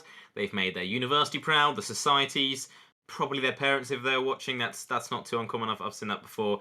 So it's very good for both teams and for everyone participating. We've had some fantastic displays of CS, and it's certainly. I mean, you can see the sort of evolution, right? Better and better each season, each year. The teams are just improving off of each other, and that's what the competition's about, right? Is bettering yourself off of each other, improving and raising the level of CS. And we can see it here, see it tonight. And Trent Thunder, I think this was a much better display than what it was last time. Obviously, Mirage last time again, it was good, but it's somewhat lacked on the T side. Whereas tonight, it was a very, you could see the hearts that they brought through, even right till the bitter end. They stuck with it and they fought their way, and they always gave it a fantastic effort. So yeah, that is brilliant. Anyway, that is, well, fantastic from them. But I believe we should have an interview sometime soon with Kevin S, who is Magic on the winning squad that is the UWEC Stags. So it's going to be interesting. Any questions from him? I guess we'll see to find out soon enough. I've made the mistake of not preparing anything as the game's gone on, so I'm frantically thinking through my head of things to ask Magic about. But of course, a fantastic game from them, both individually and of course as a team. They did a superb job. So a great job from all of the UWEC Stags players. I'm looking forward to getting one of them on the line as well, just to talk about what their strategy was coming into this one, specifically with those bans as well. That was an interesting one. But yeah, I've just had Magic join our call, I believe. So, yes, we do. Are you here? Hello. Hi. Great win, by the way. Fantastic victory, going in 3-0 in the grand finals. I mean, a great job. Going into that one, just starting from the very start with the map bans. Was that something that you anti-stratted in any way, or just picking what you guys preferred?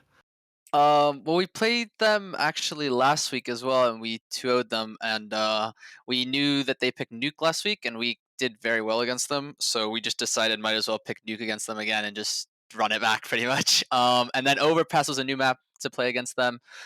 We knew that they have like a very strong opera, so we knew he was going to be all over the map. So we just tried to group up together and just take fights all together and just play it out. Yeah, WFN as well, a player that I know you've played against before and played around. I know that you guys, I mean, the 5 of you on that team, of course, quite accomplished outside of Newell. You guys all been playing for different orgs across the time. Just wondering, was there any element of anti-stratting against the players that you did know coming into this that have played for different organizations across different tournaments? We pretty much only knew Whiffin or whatever for Havoc player. Other than that, we didn't really know much about the rest of them. So, but we also knew he was like a strong opper, so we just played our own game. I obviously picked up the op most of the time, but on Overpass, I think we switched off a bit. But it just depended on what people were feeling, what picks they wanted to go for, and we just played off our comms and what people wanted to do. Perfect. I mean, you got any questions, Ant, for Magic here? I should have loads. What was the mentality coming into this, right? You've obviously beaten them before, and you said about the veto. How are you feeling, especially after that first map? Were you just confident the entire time, or were you sort of aware that they could bring it back? Because obviously they're a fantastic team, and as you said about Whiffin, he's fantastic player. Were any of you guys nervous, or were you just full of energy, full of rage, and ready to take this title? I think at the beginning we were just trying to get like a step into the game, pretty much just trying to build up rounds till we can gain the confidence. Because at the beginning we knew that they can just like do something random or do something out of the blue and just come out of nowhere, and start bringing the games back. So we just knew we had to play calm, play together, and just not do anything super outrageous to throw the game or anything. Perfect, right? I mean, congratulations, by the way, a superb victory. It was nice having you on for an interview, and One more question. you've got How are you another going to be? question. Yeah, one more question. It's not CS related. What about the prizes? How do you feel about that? What are you gonna be doing with it? What's general There's- team atmosphere? At the moment, I'm not sure. It's just getting me back all the money that I spent for Christmas gifts. But I know someone, one of our Hoy on our team, already has a couple things planned out to buy with for his car. So he was already looking at it before the game. So Oh, the interesting. confidence. That is confidence Respect there, that. yeah. Right, yeah. So this time, I think I'll wrap up a bit more succinctly. This time, it was fantastic having you here. A superb victory there, Magic, as well. You should be proud of yourselves. I mean, just absolutely wiped them off the face of the planet. Honestly, with both of those victories, it was hardly close. I mean, especially on new carbon copy of the week before. So, superb job. It's nice having you here, and yeah, I mean, congratulations. Yeah, thank you. Have a good day, guys. You too. Bye.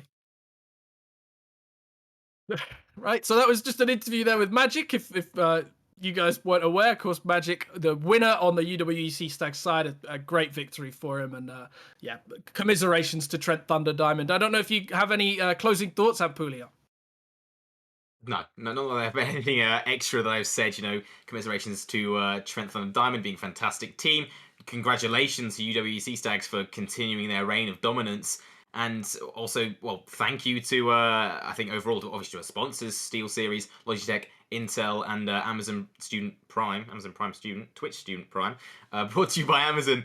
And obviously, us, the casters. I mean, I hope you enjoyed the cast. I hope it was enjoyable. The producers, BK, and the Observer, Facecat, all the admins in the Null server, and obviously the players. I mean, if the players didn't compete in this tournament, we wouldn't be able to see this sort of fantastic game that is CSGO.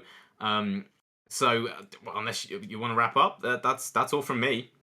And that's all from me. It was lovely having you here, guys. And yeah, stay tuned because this week we've got finals for a lot of new events. So stay tuned, and we'll see you guys another time. See you later, guys.